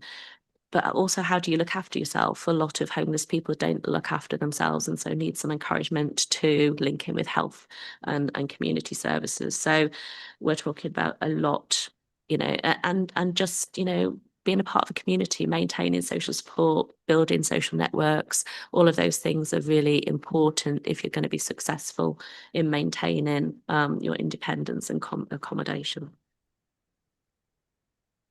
And then I suppose we need to give some additional consideration to the cohorts that we have, because different cohorts need different responses. So single people in themselves need a different response to families, rough sleepers, victims of domestic abuse, and then households in temporary accommodation. What do we need to do specifically to ensure that we uphold our statutory duties as a landlord, and how we support people when they have to move into an area and they don't know how long they're going to be there for before they then move on to somewhere else. So there's quite a lot to think about there as well. So I've mentioned reviewing activities and looking at the resources, trying to you know, to a degree, you've got to work with what you've got, but it might not be what you need. And so how do you get to a point of, you know, getting what you need rather than what you've got? That's always a difficult one. And the strategy needs to try to give some direction on that.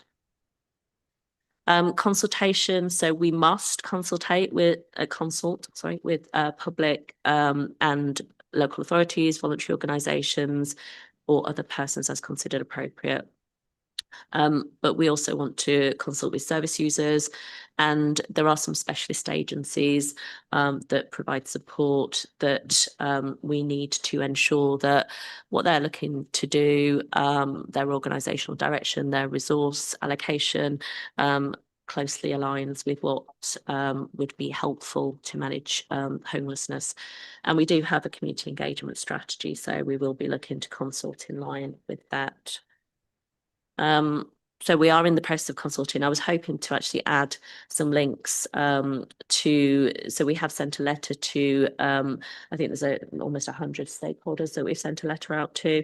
I was hoping to update you with the responses received and the common themes, but we haven't had that many responses thus far.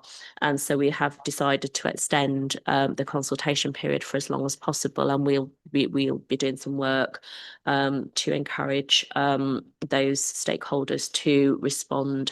We've got the health and wellbeing partnership meeting happening in the committee room at the moment. So a presentation is being given to them on the strategy process, which will hopefully encourage engagement as well there. And the survey for the residents and community stakeholders, that hasn't been delivered yet because our comms team were working on Outlook. And so that is their next piece of work to move on to. So we will obviously make those available to you as and when we can. And I'm not going to go through these next slides, but these are just some of the thoughts on areas where we think so this is us as a district council officers thinking where we might need to go. And this is based on our experience of delivering these services, obviously over the last strategy period. And we've divided these into what we as a council need to look at strategically, what we need to look at operationally, and then looking at what we might want to work on with our partners, our community, and that's the end. So before questions, Emma is going to load another presentation with some data. So I just want to do this really for some illustration. So I'm just going to close my mouth.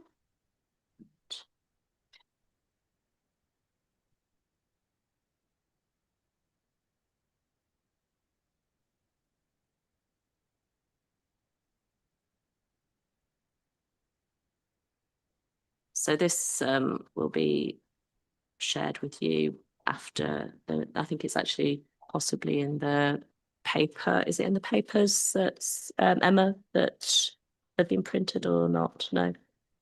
Okay. So we'll get a copy of this to you afterwards. So that's not working. Oh, that's not working. Emma, the thing's not working.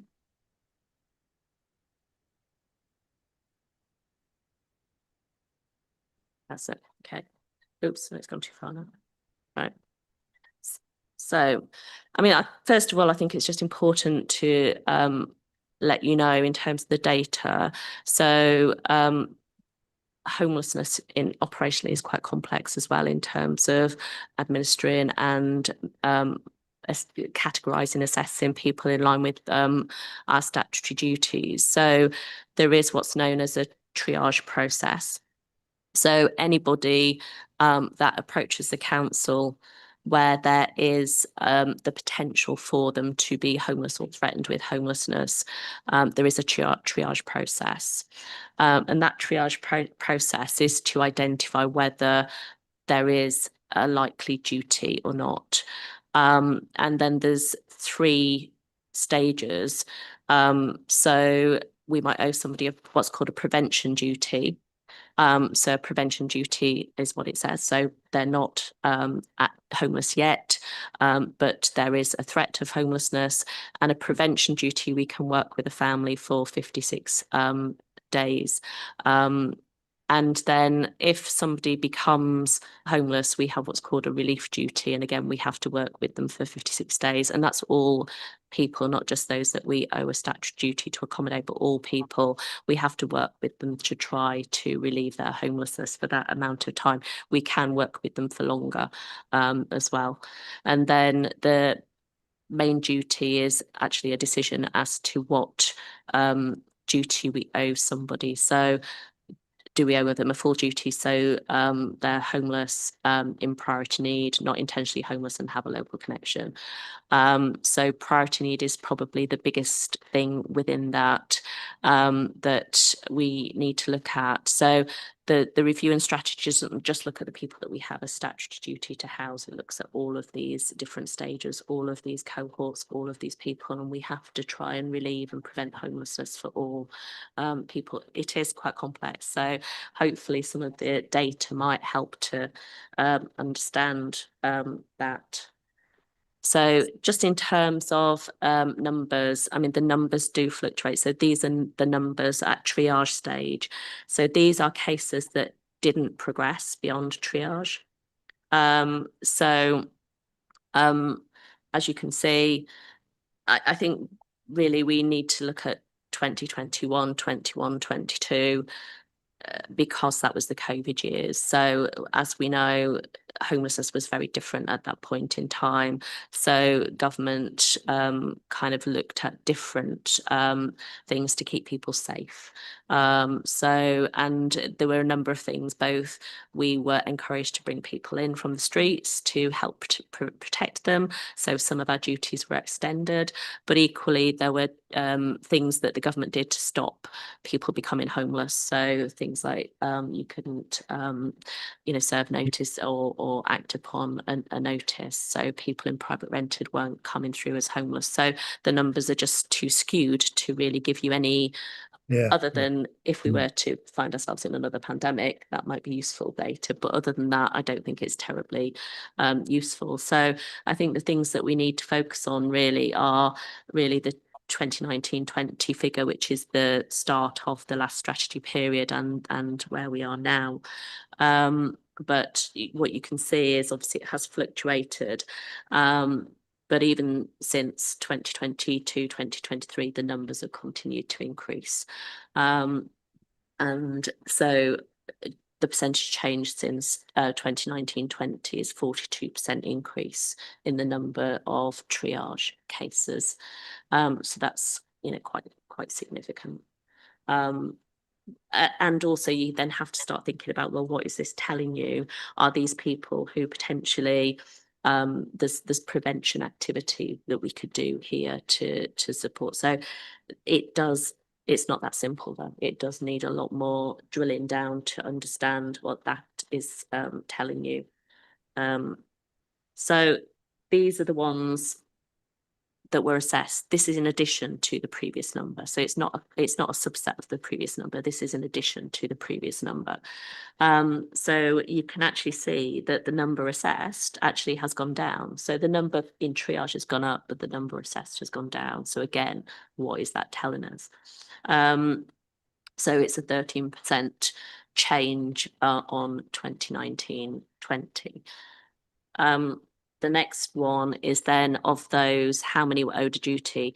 And the line at the bottom shows that basically we're quite accurate in looking at the point when we need to assess people, because, almost 100% of those are then being assessed as having either a prevention or relief duty.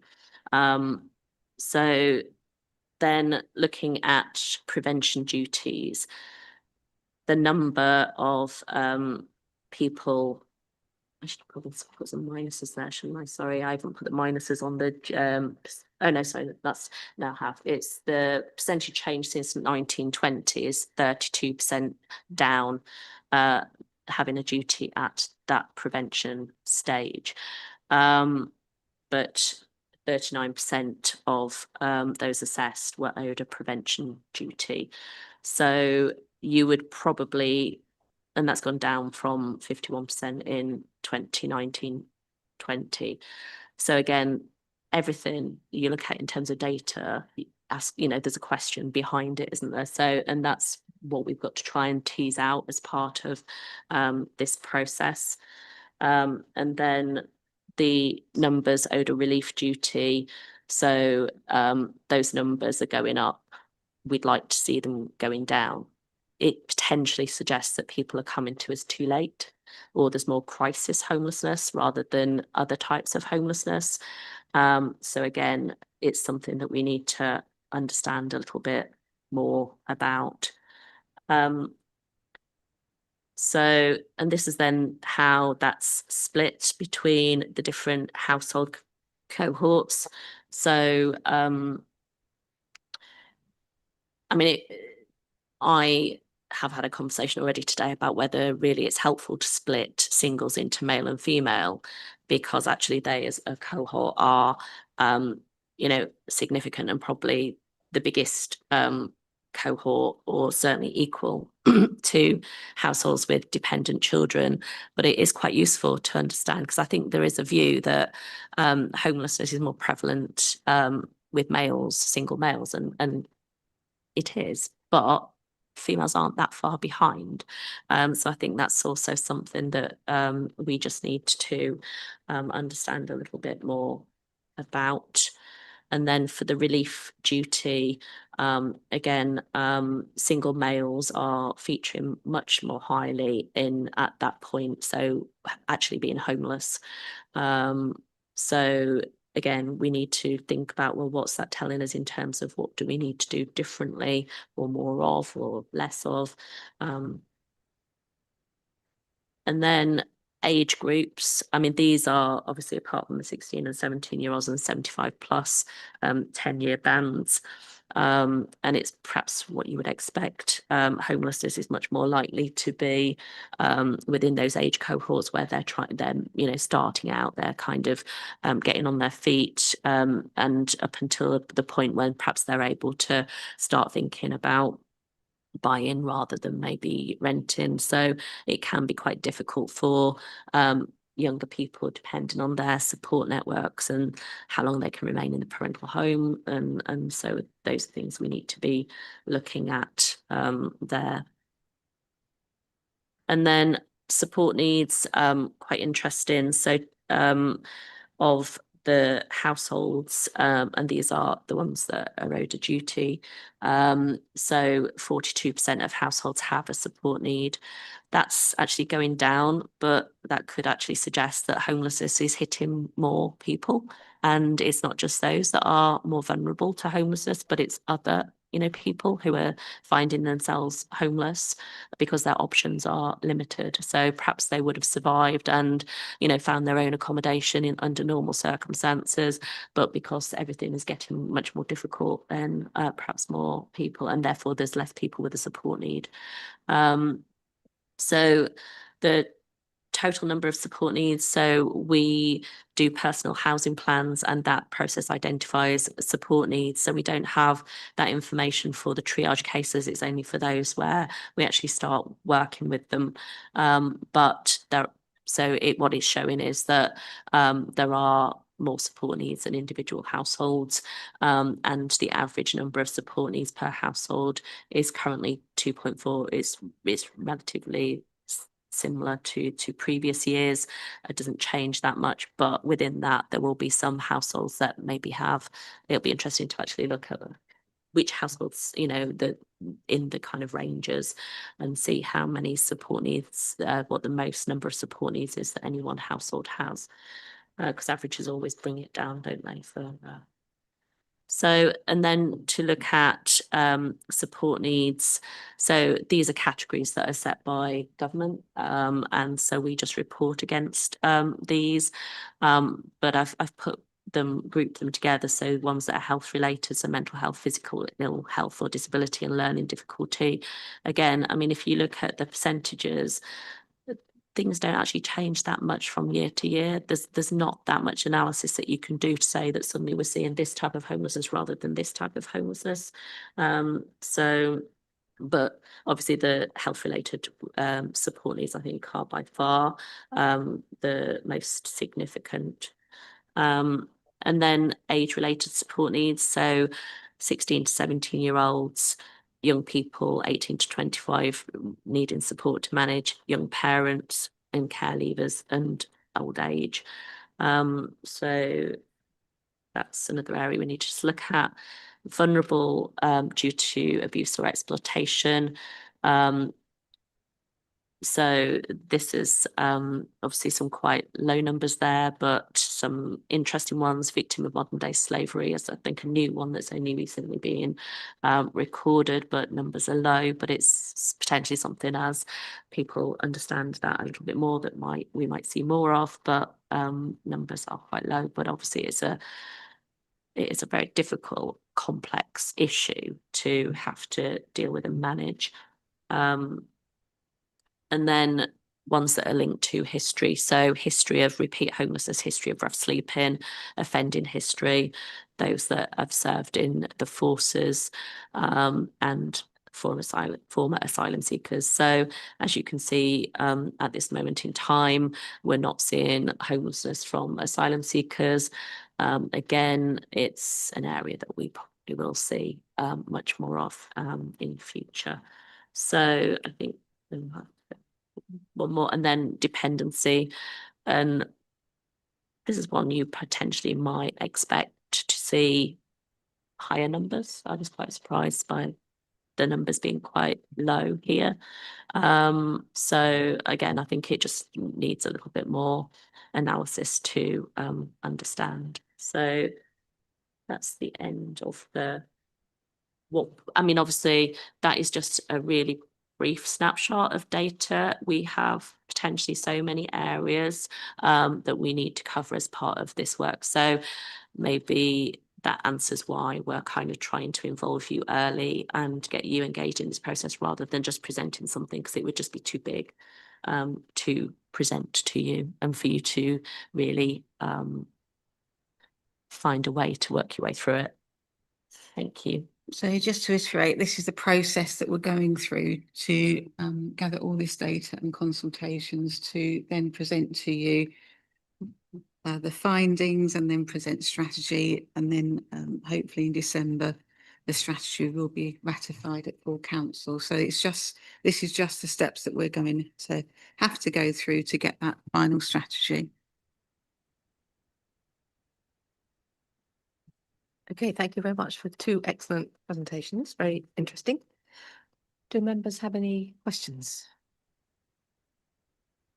Councillor Cushing? Thank you, Anthony. Thank you for your very detailed presentation. Just looking at the timing of the strategy, or just two questions that come to mind is, do you anticipate that the new strategy will vary very much from the existing one? And also just thinking going forward, obviously the potential impact of local government reform on the housing strategy. I'm sure your team will be here one form or another in years to come. No, we won't. But is that going to be factored into what you do? Because clearly this council will come to an end in 27, probably 28. I mean, certainly, I think that we have to consider just its business as usual up until, even on day one, we transition to a new authority, the people will still be coming through the door. We'll still have households in temporary accommodation. So, yeah, it's the strategy will need to be mindful of that. But actually, it's probably not going to really change for the individuals that find themselves homeless. That the resources are still going to be there. It may be that we will, or North Norfolk residents will benefit from having more resource, but equally there'll be some threats and risks to them that they will have potentially a larger area to be considered for housing. So they might find themselves, I think, take quite a compassionate view. And so wherever possible, we are concerned about quality of temporary accommodation and trying to keep people as local as possible. We work with them to ensure that, the schooling's not disrupted as far as possible. We just don't know what will happen moving forward, and where people might be. So that's going to be a decision for any new organisation, isn't it, to consider, okay, well, how do we manage homelessness and what does that mean? I mean, it's possible that members might, as part of their deliberations and their presentation in terms of the different, so three councils is the one that obviously North Norfolk's supporting. It might be that they want to say something about homelessness in as part of that. I don't know, but it is, but from just a more practical point of view, changing the system, like we haven't tended to commission that many services.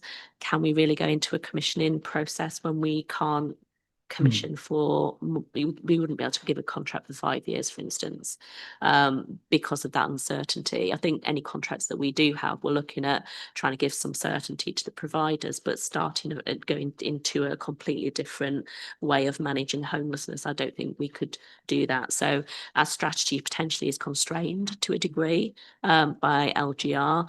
I mean, we would want to do what we can, but we'll just have to think through all of those things. Whereas we wouldn't have had that in previous years. So, yeah. Just to elaborate on that, so I am part of the East of England Housing and Homelessness Delivery Group, working with other councils to look at this in a wider spectrum. And I'm sure that this part of the strategy will go forward as a really good example of life after LGR.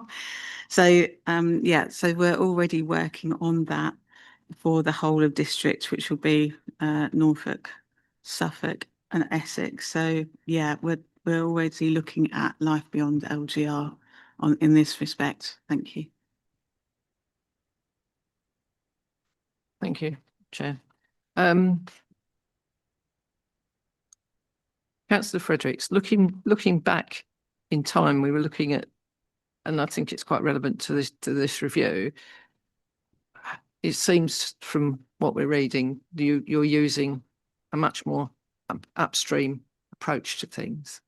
And would it be possible to explain the different factors involved in the upstream? I'm talking about things like the early intervention hub and all of the other initiatives that have come forward, because I think that's quite important with moving forward. Yeah.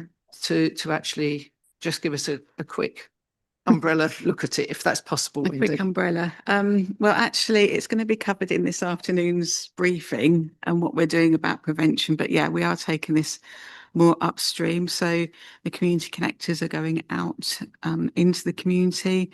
We're encouraging people to come to us before that they made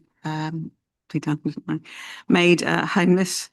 So we're doing lots of stuff like that. The early help hub are picking up people. We're using the LIFT dashboard to identify families that are maybe just about managing and contacting them. We have the Citizens Advice Bureau that is now present in our building.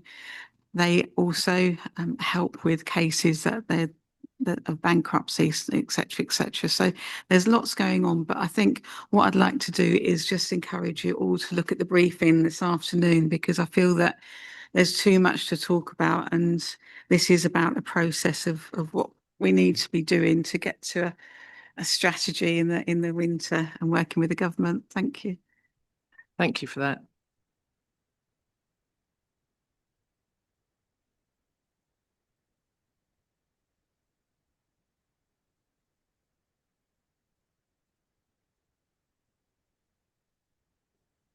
Thank you. So we have obviously our fantastic empty homes officer, and he works very hard to contact and investigate any empty homes. So that I think that's part of the presentation this afternoon as well. So you're going to get really bombarded this afternoon. So make sure you've got a cup of coffee and a biscuit because we're going to cover everything that you ever wanted to know. But if there's a specific details. Okay, yeah, no, that will be recorded and sent to you. But I can tell you he's having great success in contacting owners of empty homes. The aim is for empty homes to come back into market sale or market rent.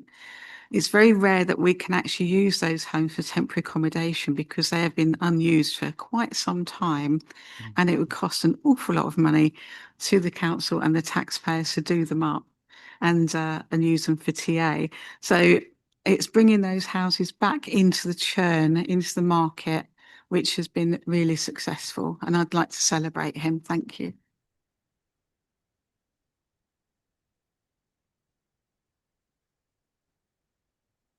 I think it's an excellent presentation and very thorough. How nationally prescribed is it versus being, tailored to the unique North Norfolk housing market, which some of the problems are somewhat different? So I think the process is prescribed, but the actual review and the data and the information, and then what we do to, I think so. Just the question on in terms of empty homes. I mean, I don't think we've particularly got a huge number of empty homes, and it is an area that we obviously are prioritising. But in terms of homelessness, the link is probably not really there because, as Wendy said, it's not necessarily a resource that is going to help us. And what we need to do is focus on the people who are our statutory duty and understand, what we need to help that cohort. And in the same way as, our allocations policy. So how far does housing with care help people who are homeless? Well, actually, we don't have that many people who are older coming through as homeless, and therefore, actually, that probably doesn't help that much. How much does the age designated over 55s accommodation help? Well, maybe a little bit more so than the housing with care, but still probably not a great deal. How do exceptions housing schemes help? Are homeless people those that are North Norfolk born and bred with really strong connections? Do they want to live in those villages where those sites are? So analyse, the exception sites that have come available and have homeless people been successful in getting those. All of these things, it's very much looking at the local flavour and making then decisions. Some of the decisions are going to be constrained, and there will be other factors in play as to why we do some things and not other things. I think in the past, homelessness probably, although it was an issue for us as a council, and housing has always been a high priority, perhaps homelessness hasn't been to the same degree.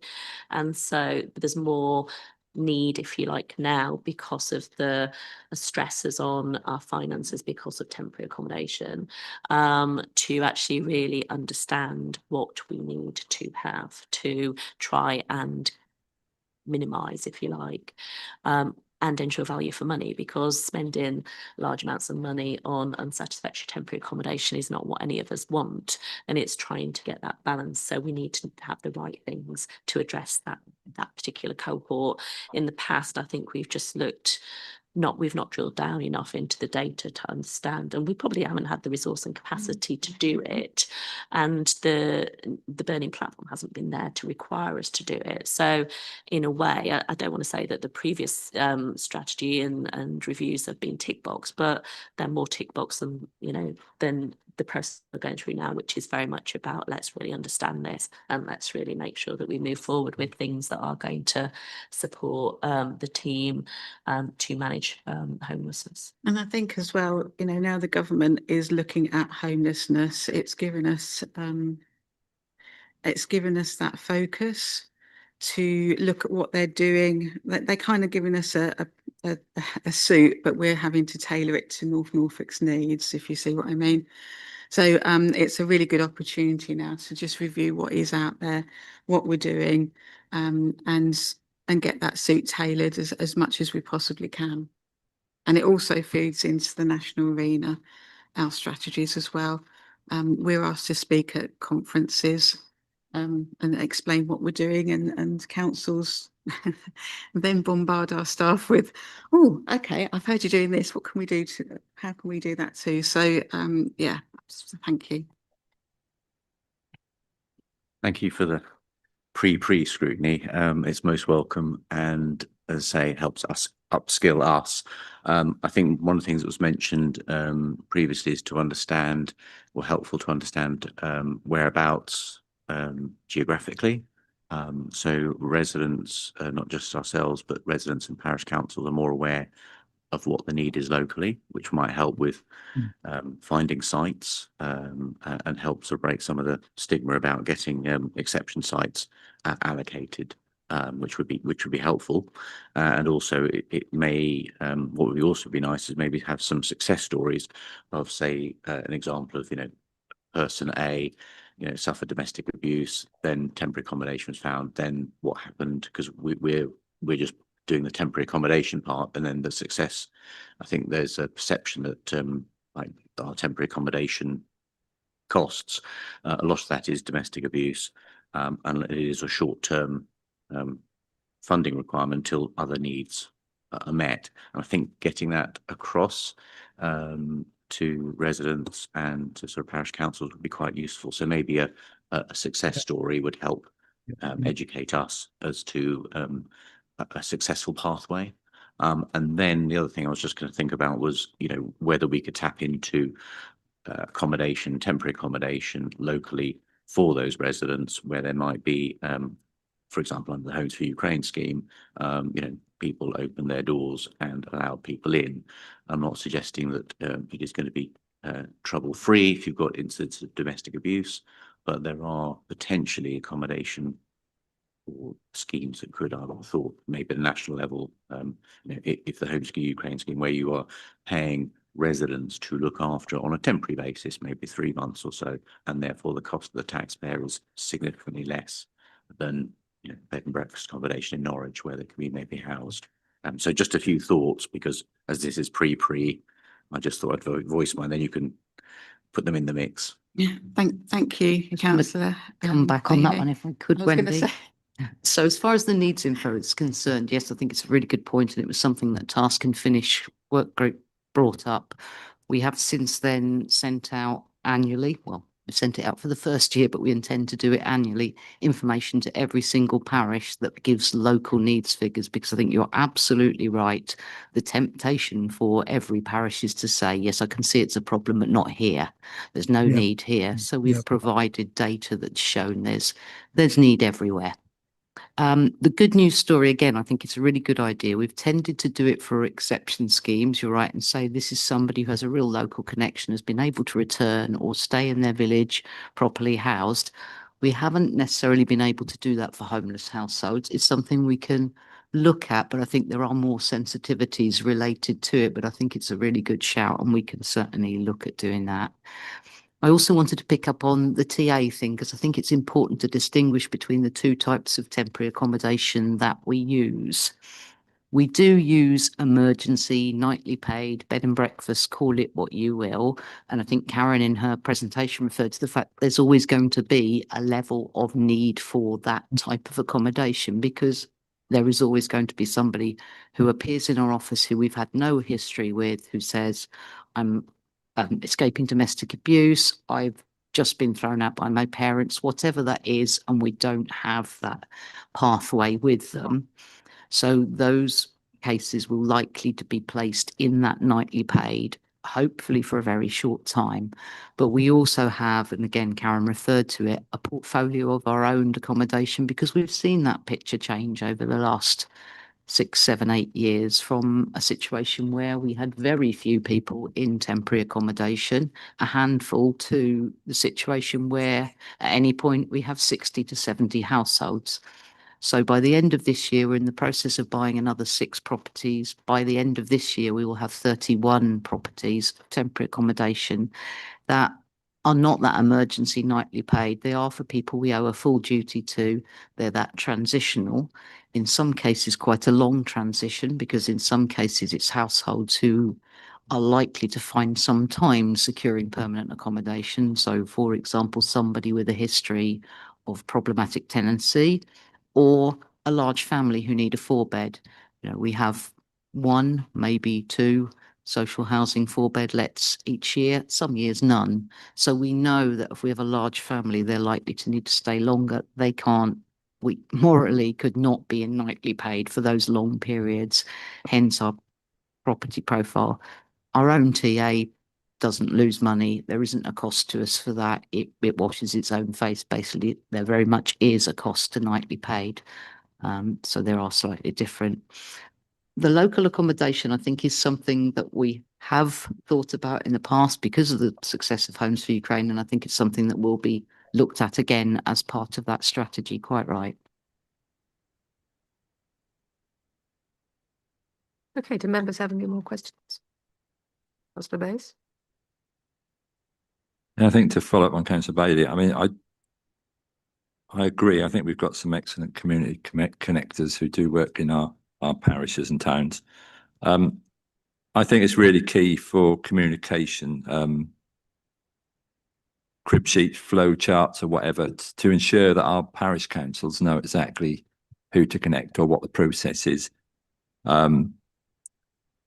Having worked on projects before, we found quite effective heat maps to sort of show areas of Norfolk or wards that we actually represent, to highlight where the issues might be in terms of homelessness or rough sleepers, because I personally don't know whether we've got any rough sleepers in our area at the moment.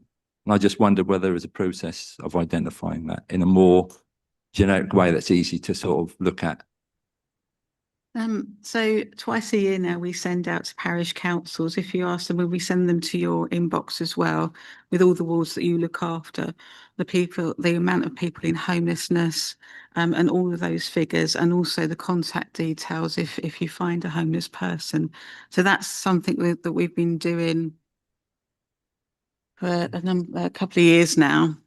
So that's already out there.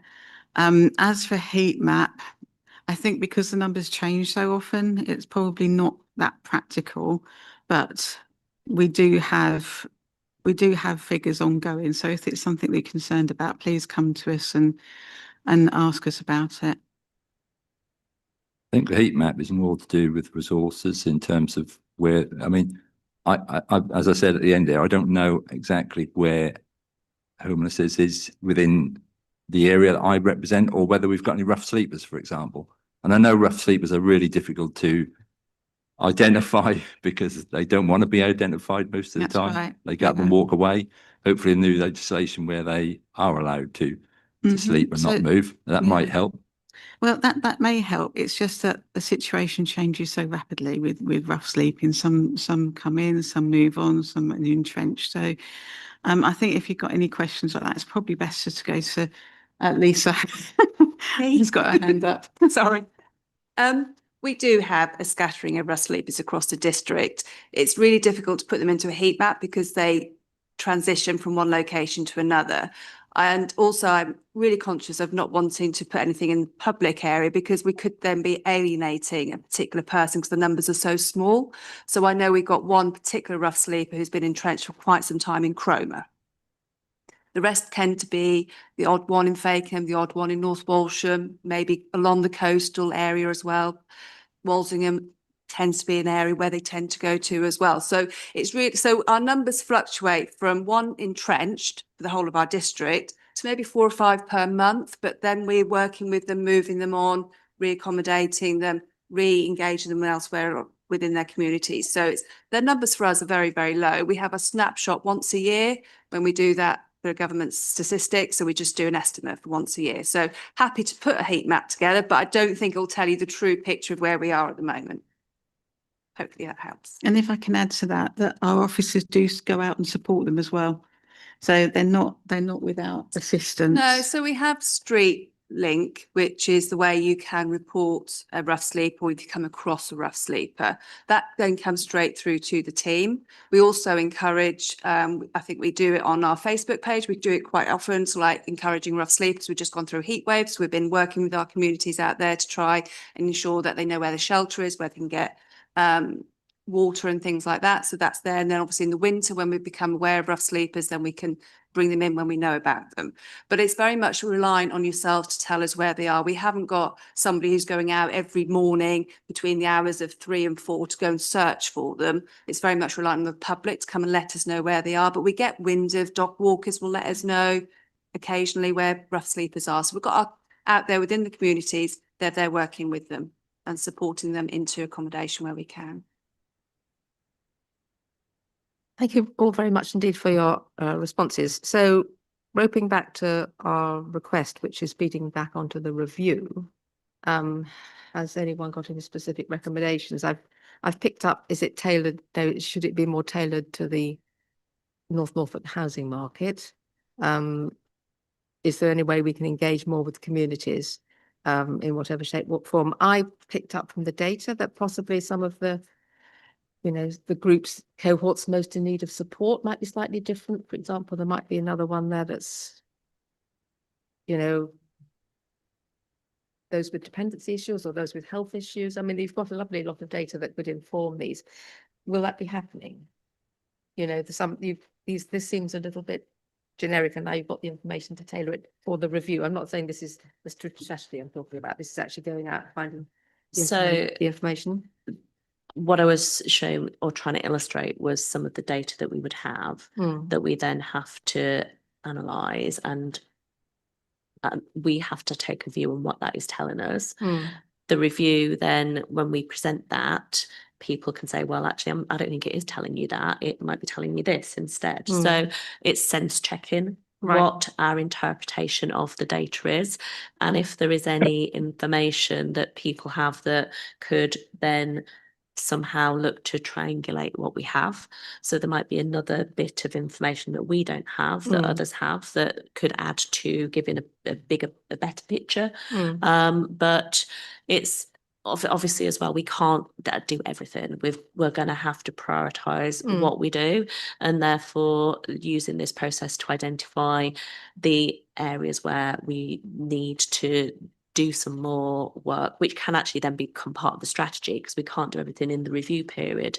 But it might be that because of the way our data is collected, that for instance, we don't actually do any analysis at this moment in time on geography. So I wouldn't be able to give you a slide that tells you, you know, X number of these live in Fakenham.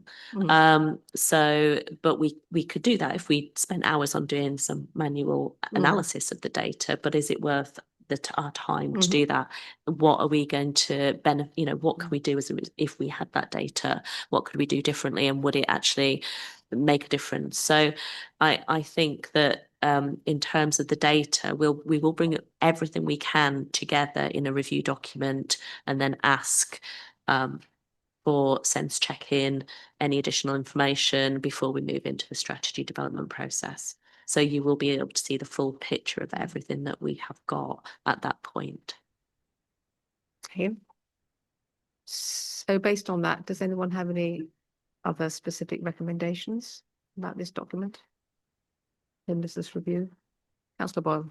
No, I was just going to make a comment really that at the moment it seems to be at a very pre stage. So it's quite difficult to shape any more recommendations stroke comments at this point. I think we are once some information's been gathered and things have been firmed up a bit, then I think we would be more able to comment. I think it's great that we've had this information at such an early stage, and it's been explained quite clearly to me why it's fairly generic and doesn't sort of totally look North Norfolky, because you're at the moment, all options are open for investigation. It's only once you start getting some information back that it will develop. So it makes sense.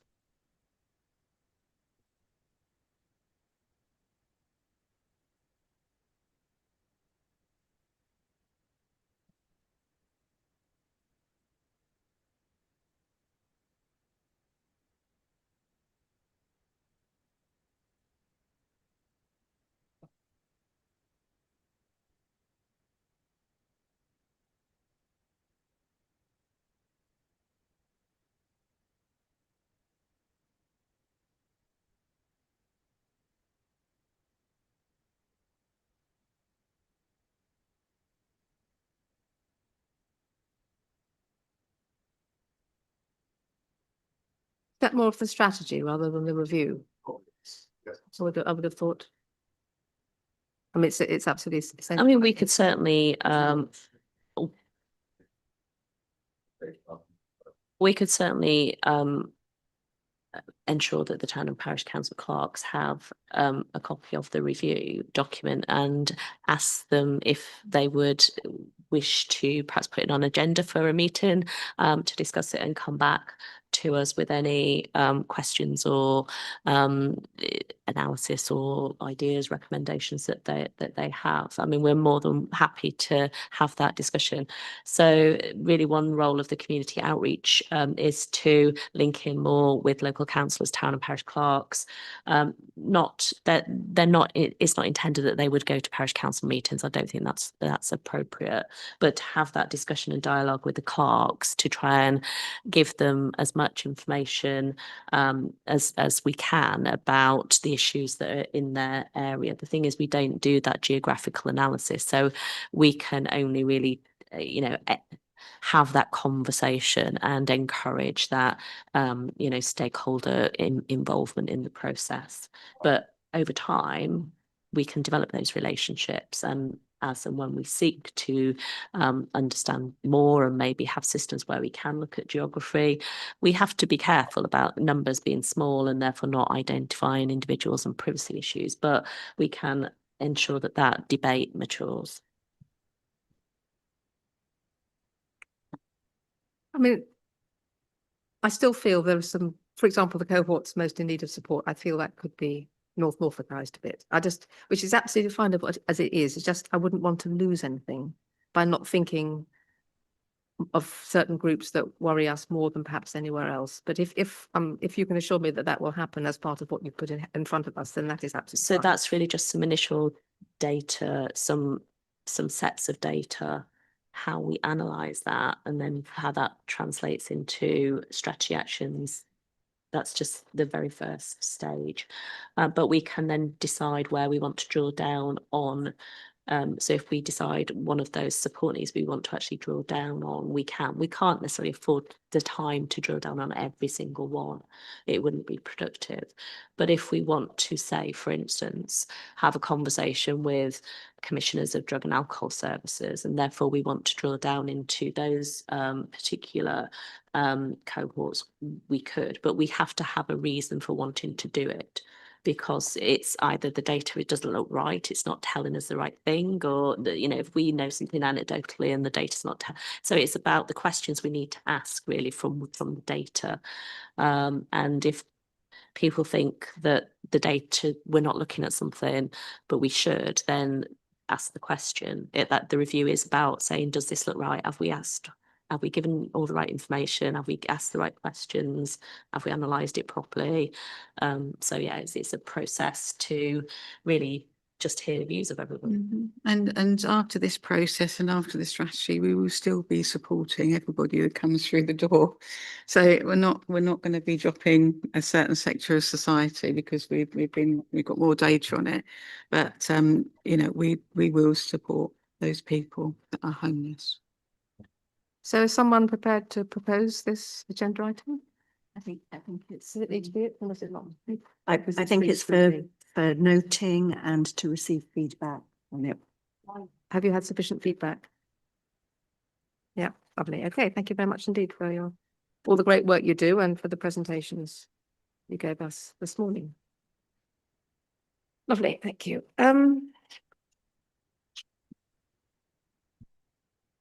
So the next item is responses of the council. We don't have any, Emma, do we? Item 15. Okay, the cabinet work programme is to note. That's item 14. Anybody have any comments on that?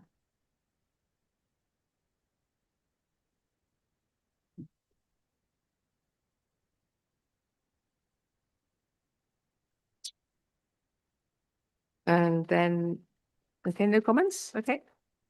And the 15 is overview and scrutiny work programme and update, which is on page 149. Does anyone have any questions or comments to make on that? No? Everyone happy? Lots of in progresses. It's good. You're all happy with that, lovely. Lovely. Very much, in which case we don't have any reason to exclude the press and public, in which case we can close. Thank you very much.